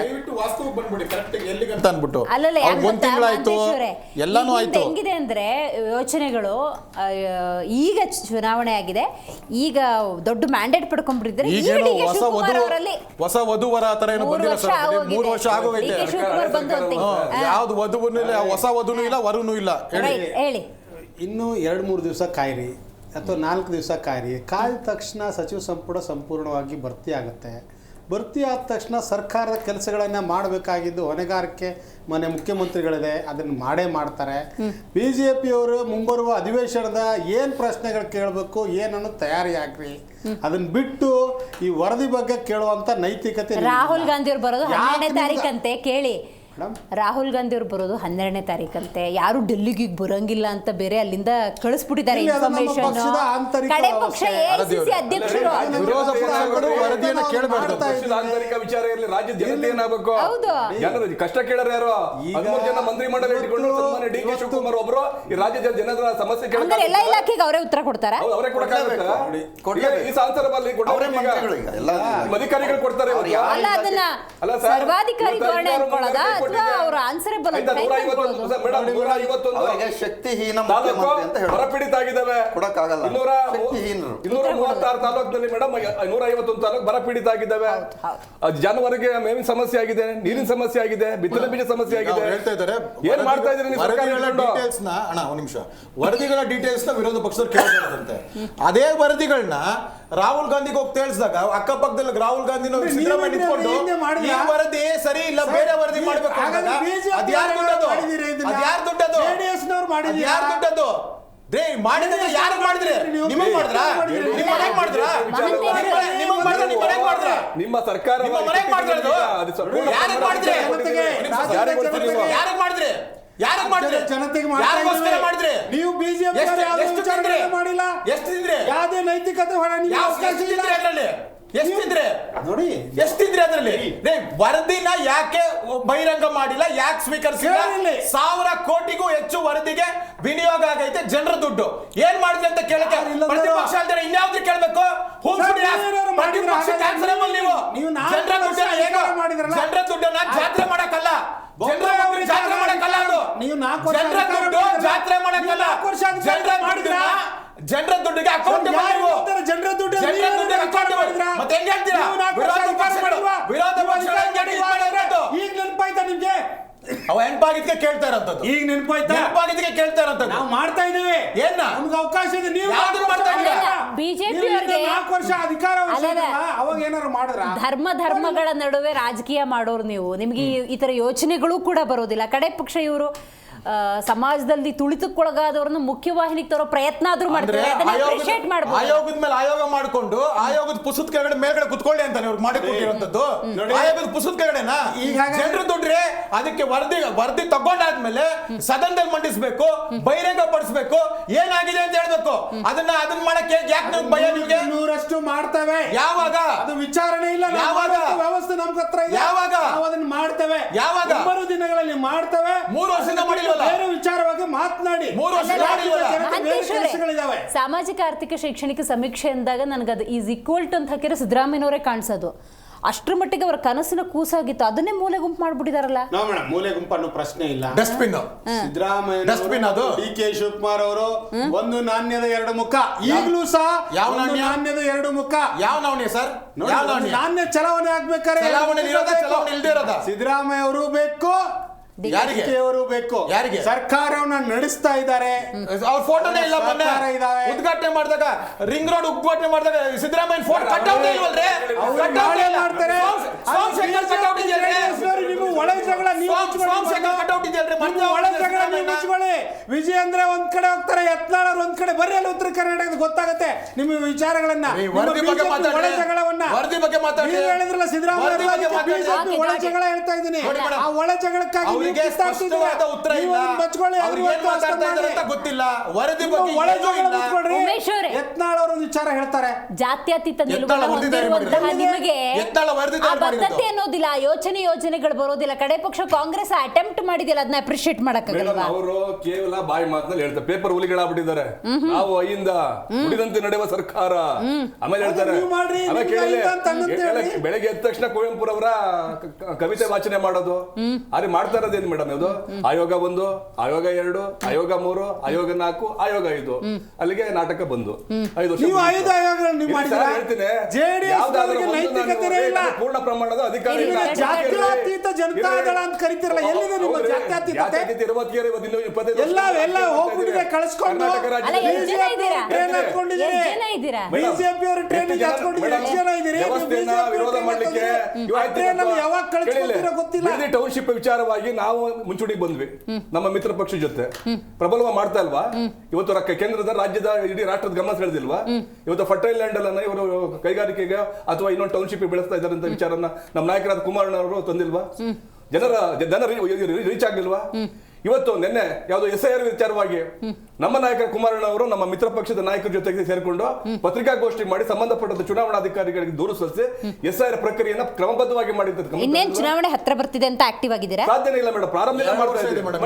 2 ವರ್ಷ ಇದೆ. ಇಲ್ಲಿ ನಮಗೆ ಪ್ರತಿಪಕ್ಷ ಸ್ಥಾನದಲ್ಲಿ ನಾವು ಇದ್ದೀವಿ, ನಮ್ಮ ಮಿತ್ರ ಪಕ್ಷ ಜೊತೆ ಇದ್ದೀವಿ, ಜಂಟಿಯಾಗಿ ಹೋರಾಟ ಮಾಡಿದ್ದು ದಪ್ಪ ಚರ್ಮದ ಸರ್ಕಾರ. ಸಿದ್ದರಾಮಯ್ಯನವರು ಏನ್ ಮಾಡ್ತಾ ಇದ್ರು ಮೇಡಮ್? ಜಾತಿ ಜಗಳವನ್ನ ಹೆಚ್ಚಿಸಿದ್ರು. ಲಿಂಗಾಯತರಲ್ಲೇ ವೀರಶೈವ ಅಂತ ಹೇಳಿ ಮೇಡಮ್ ನೋಡಿದ್ರೆ ಮಾಧ್ಯಮದಲ್ಲೇ 2 ಸಮುದಾಯಗಳು ಕುತ್ತಿಗೆ ಪಟ್ಟಿಟ್ಟು ಹೊಡೆದಾಡಂತ ಬೀದಿಗಳು ನಡೆದಿರಂತ ನೋಡಿದಿರಿ. ಮತ್ತೆ ಒಕ್ಕಲಿಗ ಸಮುದಾಯದಲ್ಲಿ ಅನ್ನೋ ಸರ್ವೆ ಮಾಡಕ್ ಕೊಟ್ಟೋದು.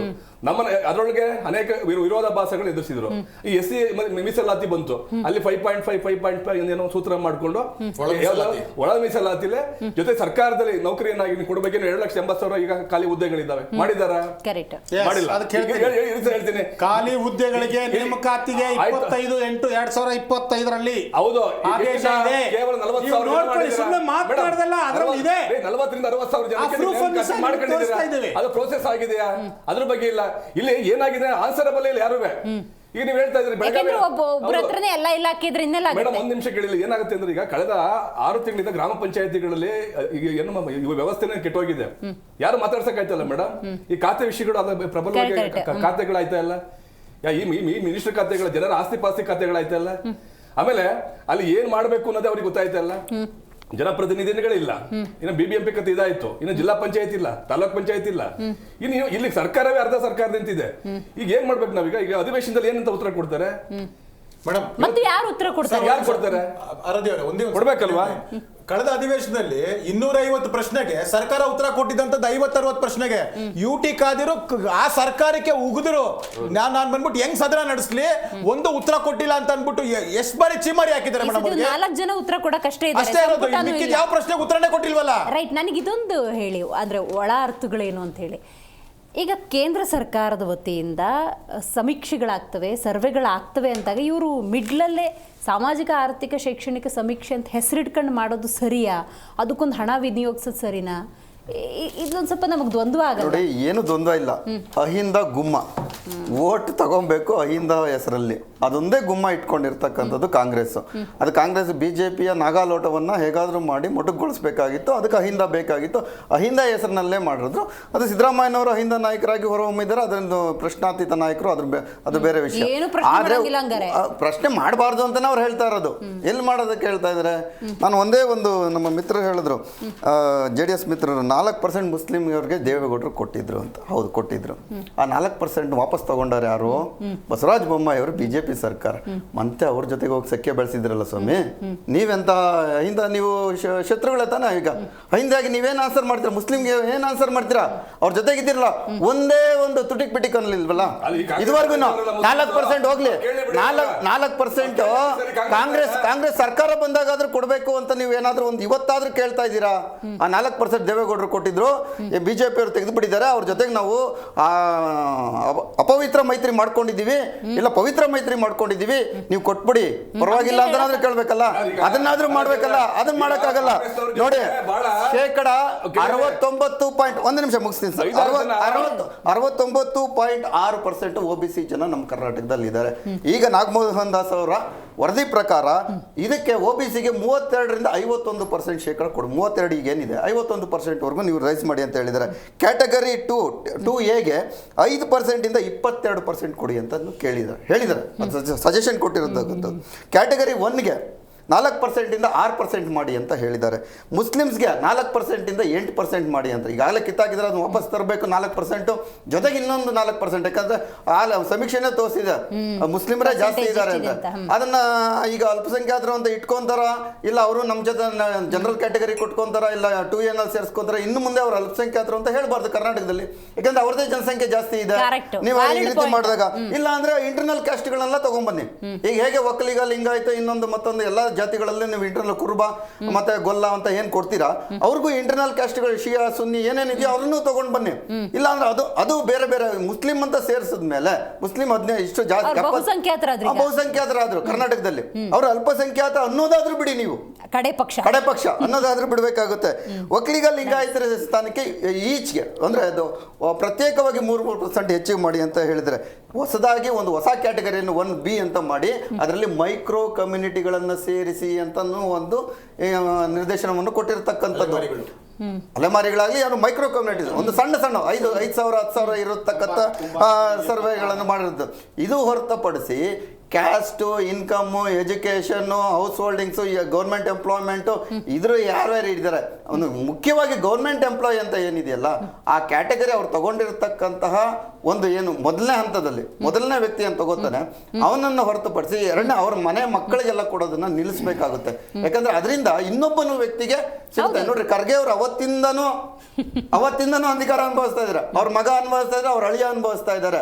ಈಗ ಆ ರೀತಿ ಆಗ್ಬಾರ್ದು. ಇಲ್ಲಿ KH ಮುನಿಯಪ್ಪನವರು ಅಷ್ಟೇ ಈ ರೀತಿ ಆ ಬೇರೆ ಹಂತ ಅವರ ಬೇರೆ ಬೇರೆ ವ್ಯಕ್ತಿಗಳಿದ್ದಾರೆ, ಅವ್ರಿಗೂ ಭಾವನೆ ಬರಬೇಕು, ಅವ್ರನ್ನ ಬಿಟ್ಕೊಡ್ಬೇಕು. ಹೊಸ ವ್ಯಕ್ತಿಗಳಿಗೆ ಅವಕಾಶ ಕೊಟ್ಟಾಗ ಒಂದು ಊರಿನಲ್ಲಿ ಇವತ್ತು ಹೇಳ್ತೀನಿ ನಾನು, ಒಬ್ಬ 4 ಒಂದು SC ಕಾಲೋನಿಗಳಾಗಲಿ ಪರಿಶಿಷ್ಟ ವರ್ಗ ಪರಿಶಿಷ್ಟ ಪಂಗಡದ ಕಾಲೋನಿಗಳಲ್ಲಿ ನಾವು ಹೋದಾಗ ಒಂದು 4 ಜನ ಉದ್ಧಾರ ಆಗಿದ್ದಾರೆ, ತುಂಬಾ ಚೆನ್ನಾಗಿ ಉದ್ಧಾರ ಆಗಿದ್ದಾರೆ. ಯಾಕಂದ್ರೆ ಅವರು ಗ್ರಾಮ ಪಂಚಾಯತಿ ಮೆಂಬರ್ ಆಗ್ತಾರೆ, ಅವ್ರಿಗೆ ಒಂದು ಅವಕಾಶ ಸಿಗುತ್ತೆ. ಜಿಲ್ಲಾ ಪಂಚಾಯತಿ ತಾಲೂಕ್ ಪಂಚಾಯತಿ ನೋಡಿ, ಅವರಲ್ಲಿ ಒಳ್ಳೊಳ್ಳೆ ಅವ್ರು ದೊಡ್ಡ ಮನೆ ಕಟ್ಸ್ಕೊಂಡಿರ್ತಾನೆ, ಅವ್ರು ಒಳ್ಳೆ ಕಾರ್ ಇರುತ್ತೆ, ಅವರು ಒಂದಷ್ಟು ಜಮೀನು ಸಹ ಕೊಂಡ್ಕೊಂಡಿರ್ತಾನೆ. ಉಳುವವನೇ ಒಡೆಯದಲ್ಲಿ ಏನು ಜಮೀನು ಕೊಟ್ಟರು, ನಮ್ಮ ಬೆಂಗಳೂರು ಭಾಗದಲ್ಲಂತೂ ಯಾರು ಇಟ್ಕೊಂಡಿಲ್ಲ, ಎಲ್ಲ ಮಾರ್ಬಿಟ್ರು, ಎಲ್ಲ DC ಪರ್ಮಿಷನ್ ತಗೊಂಡು ಮಾರಿದ್ರು. ಅದನ್ನೆಲ್ಲ ನಾವು ಕಣ್ಣಾರ ನೋಡಿರ್ತಕ್ಕಂಥವ್ರು. ಆದ್ರೆ ಆ 4 ಜನ ಹೊರತುಪಡಿಸಿ ಇನ್ನೊಂದು 4 ಜನ ಉತ್ಪತ್ತಿ ಮಾಡೋದೇ ಇಲ್ಲ.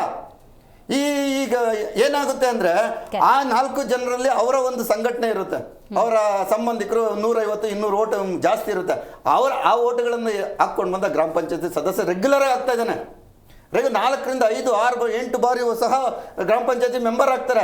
ಅದನ್ನು ಹೊರತುಪಡಿಸಬೇಕು. ನೀನು ಪಕ್ಕಕ್ಕಿಡಪ್ಪ, ಪಕ್ಷಿಗಳನ್ನು ನೋಡ್ಬೇಕು. ಸಿಂಡಿಕೇಟ್ ಕೊಡ್ತಾರಲ್ಲ, ನೀನು 2 ಸರಿ ಆಗಿದ್ಯಾ, ಇನ್ನೊಬ್ಬನ ತಗೊಂಡ್ ಬರೋಣ, ಅವನೊಂದು 1 ಸರಿ 2 ಸರಿ ಆಗ್ಲಿ, ನಿಮ್ಮ ಜನಕ್ಕೆ ಒಳ್ಳೇದಾಗ್ಲಿ ಅಂತ ಸಾಕಷ್ಟು ಜನ ಪರಿಶಿಷ್ಟ ಜಾತಿ ಪರಿಶಿಷ್ಟ ಪಂಗಡದ ಒಂದು ಯುವಕರು 35-40 ವರ್ಷಕ್ಕೆ ಸಾಯ್ತಾ ಇದ್ದಾರೆ. ಯಾಕೆ ಸಾಯ್ತಾ ಇದ್ದಾರೆ ಗೊತ್ತಾ? ಕುಡಿತ.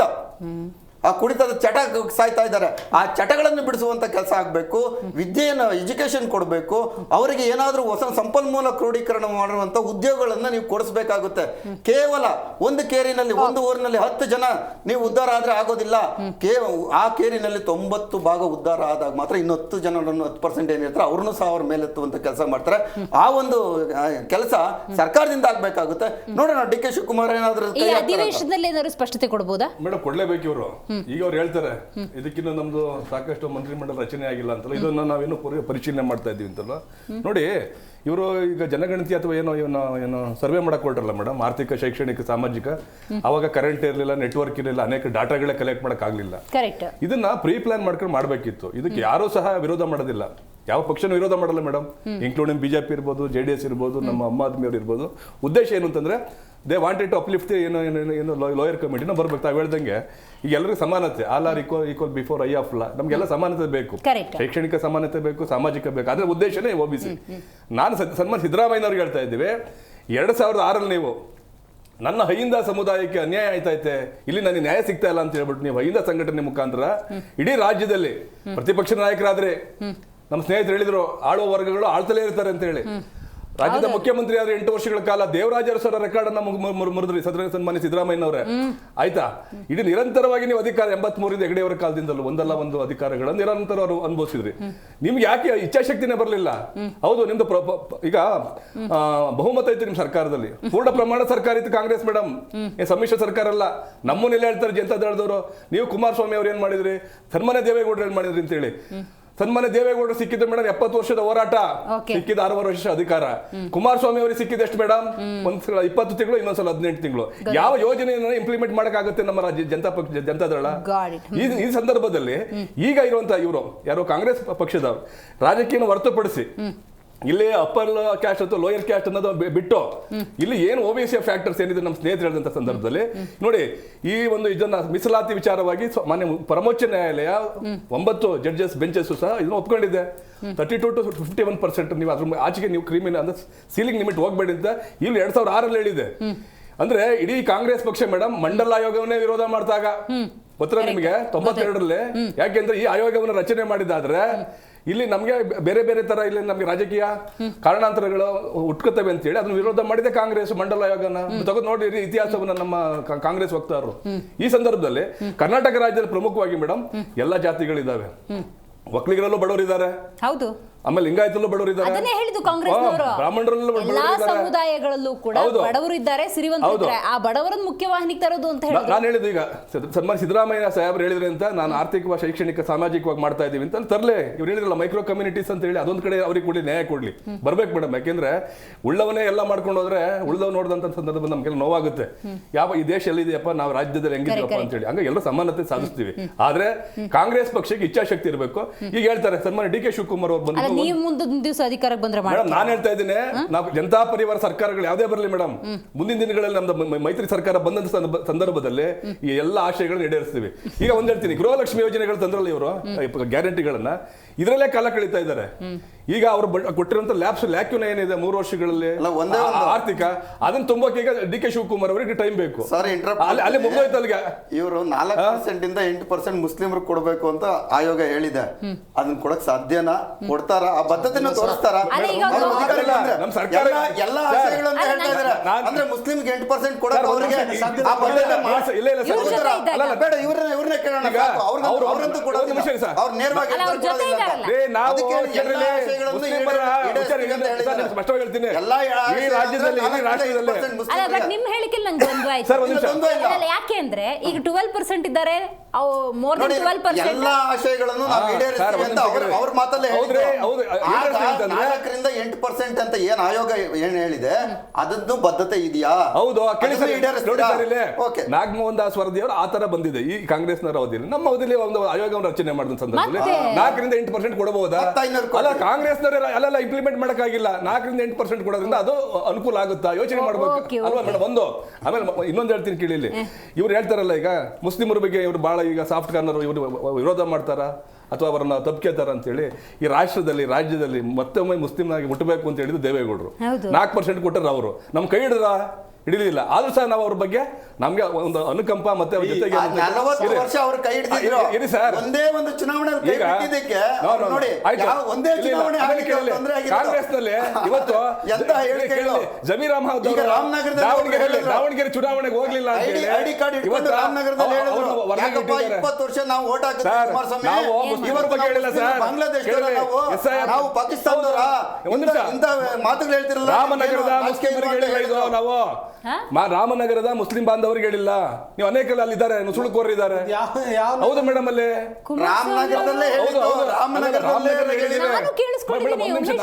ನಾವ್ ಹೇಳಿದೆ ಹೆಂಗ್ ಗೊತ್ತಾ ಮೇಡಮ್, ನಿಮ್ಮಲ್ಲಿ ಹೌದು. ಈಗ ಒಂದ್ ನಿಮಿಷ ಕೇಳಿಲ್ಲ, ನಾನು ಡಾಟಾ ಕೊಡ್ತೀನಿ ಮೇಡಮ್. ಅಲ್ಲಿ ನಿಮ್ಮ ಮನೆ ಸರ್ವೆ ಹೋದ್ರಲ್ಲ SIR ಅಲ್ಲಿ ಒಂದೇ ಹೆಸರು 3 ಜನ ಇದ್ದಾರೆ, ಒಂದೇ ಅಡ್ರೆಸ್ ಅಲ್ಲಿ ಇದ್ದಾರೆ, 4 ಜನ ಇದ್ದಾರೆ. ಏನ್ ಮಾಡಬಾರ್ದು ಅದನ್ನ? ಹಂಗಿದ್ದಾಗ ಬಾಂಗ್ಲಾ ವಲಸಿಗರ ಆಟೋಮೆಟಿಕ್ ಹೊರಟೋಗುತ್ತಲ್ಲ, ಆಟೋಮೆಟಿಕ್ ಹೊರಟೋಗುತ್ತೆ. ಅವ್ರು ಹೇಳಿರೋ ಇನ್ ಜನರಲ್ ಆಗಿ ಎಲ್ಲಾ ಕ್ಷೇತ್ರದಲ್ಲಿ ಮಹಂತೇಶ್ ಅವರೇ, ಸಿದ್ದರಾಮಯ್ಯನವರ ಕನಸಿನ ಕೂಸಿದು ಸಾಮಾಜಿಕ ಆರ್ಥಿಕ ಶೈಕ್ಷಣಿಕ ಸಮೀಕ್ಷೆ ಅವರೇ ಸುದೀರ್ಘ ಅವಧಿಯಲ್ಲಿದ್ದಾಗಲೇ ಆಗಲಿಲ್ಲ, ಈಗಾಗತ್ತಾ? ನೋಡಿ ಮೇಡಮ್, 100ಕ್ಕೆ 100% ಕಾಂಗ್ರೆಸ್ ಸರ್ಕಾರ ಮಾಡೇ ಮಾಡುತ್ತೆ. ನಿನ್ನೆ ಮೊನ್ನೆ ಕುಮಾರಸ್ವಾಮಿ ಅವರು SIR ನಡೆದಾಗ BJP ಅವರು ಮತ್ತು JDSನವ್ರಿಗೆ ಕೇಳ್ತಾ ಇದ್ದೀನಿ, ಅಲ್ಪಸಂಖ್ಯಾತರ ಬಂಧುಗಳು ಈ ರಾಜ್ಯದ ಪ್ರತಿನಿಧಿಗಳಲ್ವಾ, ಈ ರಾಜ್ಯದಲ್ಲಿ ಹುಟ್ಟಿಲ್ವಾ? ಆದ್ರೆ ಅವರನ್ನೇ ನೇರವಾಗಿ ಹೇಳ್ತಾ ಇದ್ದೀರಲ್ಲ, ನಿಮ್ಗೆ ಅವ್ರ ಮತಾನೂ ಬೇಡವಾ? ಹಾಗಾದ್ರೆ ಸರ್, ಮತ ಬೇಡ ಅಂದ್ರೆ ಮಾಡ್ಬೇಕ್ರಿ. 4 ಕೆಲಸಗಳನ್ನ, ಒಳ್ಳೆ ಕೆಲಸಗಳನ್ನ ಮಾಡ್ಬೇಕು. BJP ಅವ್ರ ಜೊತೆಗೆ ನೀವು ಹೊರಟಿದ್ದೀರಿ, JDSನವರು.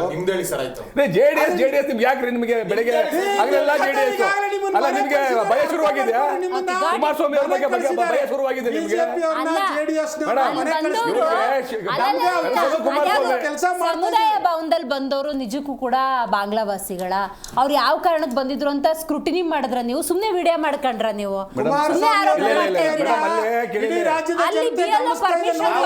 ಇದು ಕುಮಾರಸ್ವಾಮಿ ಅವ್ರ ಹತ್ರ ಇದು ನಿರೀಕ್ಷೆ ಮಾಡಿರ್ಲಿಲ್ಲ. ಯಾರಾದ್ರೂ ಬೇರೆಯವರು ಹೇಳಿದ್ರೆ ನಾವು ಬೇರೆ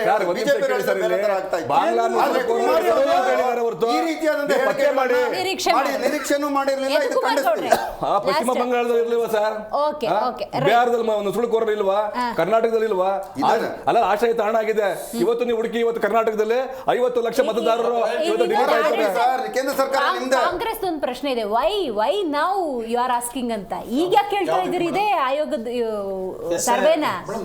ನೀವ್ ಹೇಳ್ದಂಗೆ ನಿಮ್ ಮಾತು ಮುಂದುವರಿಸ್ತಾ, ಕನಸಿನ ಕೂಸ್ನ ಆ ಕನಸು ಮಾಡಬಾರ್ದು, ಆ ನನಸು ಮಾಡ್ಬೇಕು. ಆ ಕೂಸ್ ಹೊರಗಡೆ ಬರಬೇಕು. ಆ ಕೂಸ್ ನಿಜವಾಗ್ಲೂ ಆರೋಗ್ಯವಂತವಾಗಿದ್ಯಾ ಇಲ್ಲ ಅವ್ರು ಹೇಳ್ದಂಗೆ ಓಟ್ಗೋಸ್ಕರ ನರಪೇತ್ಲ ತರ ಸುಮ್ಮನೆ ಅದು ದಷ್ಟಪುಷ್ಟವಾಗಿದ್ಯಾ ಇಲ್ಲ ಅದು ಬೇರೆ ಏನಾದ್ರೂ ಆಗಿದ್ಯಾ ಅಂತ ನೋಡ್ಬೇಕಲ್ಲ. ಆ ಕನಸು ಏನಂತ ನೋಡ್ಬೇಕಲ್ಲ. ನಿಜವಾದ ಕನಸ, ಮಾರೀಚಿಕೆಯಾದ ಕನಸ, ಗುಮ್ಮ ತೋರಿಸುವಂತ ಕನಸ ಅಂತ ಅನ್ಬಿಟ್ಟು SIR ಮಾತು ಹೇಳಿದ್ರು, ನಿಮಗೇನು ಓಟ್ ಬೇಡವಾ, ಇದು ಬೇಡವಾ? ಸರ್, ಭಾರತದ ಪ್ರಜೆಗಳು ನಾವ್ ಹೇಳ್ತಾ ಇರುವಂತದ್ದು ಎಲ್ಲ ಅರ್ಹ ಮತದಾರರು ಪಟ್ಟಿಯಲ್ಲಿ ಬರಬೇಕು, ಅನರ್ಹ ಮತದಾರರು ಹೋಗ್ಬೇಕು ಅಂತ ನಾವ್ ಹೇಳ್ತಾ ಇರೋದು. 3 ಜನ ಏನಂತ ಗುಂಪಾಗಿ ಬರ್ತಾ ಇದಾರಲ್ಲ, ಗುಂಪಾಗಿ ಬರಕ್ ನಿಮ್ ಧೈರ್ಯ ಐತೆ. ಅದೇ BLAಗಳು ನಿಮ್ ಮನೆಗೆ ಬರ್ಬೇಕಾದ್ರೆ ಅದೇ ಪೇಪರ್ ತೋರ್ಸಕ್ ನಿಮಗ್ ಧೈರ್ಯ ಇಲ್ವೇನ್ರಿ? ನಿಮಗ್ ಧೈರ್ಯ ಇಲ್ವಾ? ನಾವು SIR ಮಾಡ್ತಾ ಇರೋದು ಯಾವ ಮನೇಲಿ ಇದ್ದಾರೆ ಅವ್ರು ನೈಜ ಮತದಾರರ ಇಲ್ವಾ ಅಂತ ಅನ್ಬಿಟ್ಟು ಯಾಕೆ ಗುಂಪಾಗಿ ಬರ್ತೀರಾ? ಯಾಕೆ? That is the purpose purpose of SIR Mahantesh ಮನೇಲಿ ಇದಾರಾ? ಮಹಾಂತೇಶ್ ಮನೆಯವ್ರ ಮನೇಲಿ ಇದಾರಾ? ಇನ್ಯಾರಿದ್ದಾರೆ ಅಂತ ಯಾಕೆ ಗುಂಪಲ್ಲಿ ಬರ್ತೀರಾ? ಇವ್ರು KPCC ಅಧ್ಯಕ್ಷ ಹೇಳ್ತಾರೆ ಸ್ಲಮ್ಗಳಿಗೆ BLOಗಳು ಹೋಗ್ತಾ ಇಲ್ಲ, ಅದಕ್ಕೋಸ್ಕರವಾಗಿ ಕೇಳಿ ನೋಡಿ ಆ ಕಾರಣಕ್ಕೋಸ್ಕರ ಸಮುದಾಯ ಭವನದಲ್ಲಿ ಅವ್ರು ಕರೀತಾ ಇದೀವಿ, ಚೌಟ್ರಿಗಳಲ್ಲಿ ಕರೀತಾ ಇದೀವಿ. ಯಾರು ಫಾಲೋ ಮಾಡಲ್ವಾ? ಈ ಸಮೀಕ್ಷೆ ಸಾಮಾಜಿಕ ಆರ್ಥಿಕ ಮತ್ತೆ ಅನುಷ್ಠಾನ ಇದು ಕಾಂಗ್ರೆಸ್ ಮನಸ್ಥಿತಿ. ಅವರನ್ನ ಏನ್ ಮೇಡಮ್ ಅಷ್ಟೊಂಥರ ಓಲೈಸಂತದ್ದು ಬರ್ಬೇಕಲ್ವ? ಕಾನೂನು ಇದ್ರೆ ಈಗ ನಮ್ಮ ಅಷ್ಟೇನ ಕರೆದಿದ್ರೆ ಒಂದ್ ಕೈನಲ್ಲಿ ಸಂವಿಧಾನ ಪುಸ್ತಕ ಇಟ್ಕೊಂತಾರೆ. ಇವತ್ತು SIR ಸಿಂಪಲ್ ಪ್ರೋಸೆಸ್. ಮನೆಗ್ ಬಂದ್ಬಿಟ್ಟು ನಿಮ್ ಮನೇಲಿ ನೀವ್ ಇದ್ದೀರಾ ಇಲ್ವಾ ಅಂತ ಚೆಕ್ ಮಾಡ್ತಾರೆ. ಯಾಕೆ ಭಯ ನಿಮ್ಗೆ? ಮುಖ್ಯಮಂತ್ರಿ कागज दिखाना पड़ेगा, कागज दिखाना पड़ेगा. इस देश में रहना है तो कागज दिखाना पड़ेगा. सबका साथ सबका विकास ಅಂದ್ರೆ ಇಲ್ಲಿ ಮೋದಿ ಅದಕ್ಕೆ SIR ಎಲ್ಲದೆ सबका साथ सबका विकास ಎಲ್ಲದೆ सबका विकास ಮಹಾಂತೇಶ್ ಎಲ್ಲರೂ ಅನುಷ್ಠಾನ ಮಾಡಲ್ಲ ಇವರು. DK ಶಿವಕುಮಾರ್ ಇರೋವರೆಗೂ ಡಸ್ಟ್ಬಿನ್ ಅದು ಬೇರೆ ಮಾಡಕ್ಕಾಗ್ಲಿಲ್ಲ. DK ಶಿವಕುಮಾರ್ ಮಾಡ್ತಾರೆ. ನಮಗೆ ಕರ್ನಾಟಕದ ಜನತೆ ಪೂರ್ಣ ಪ್ರಮಾಣದ ಅಧಿಕಾರ ಕೊಟ್ಟಂತ ಸಂದರ್ಭದಲ್ಲಿ ಮಾಡೋದಿಲ್ಲ. ಖಂಡಿತ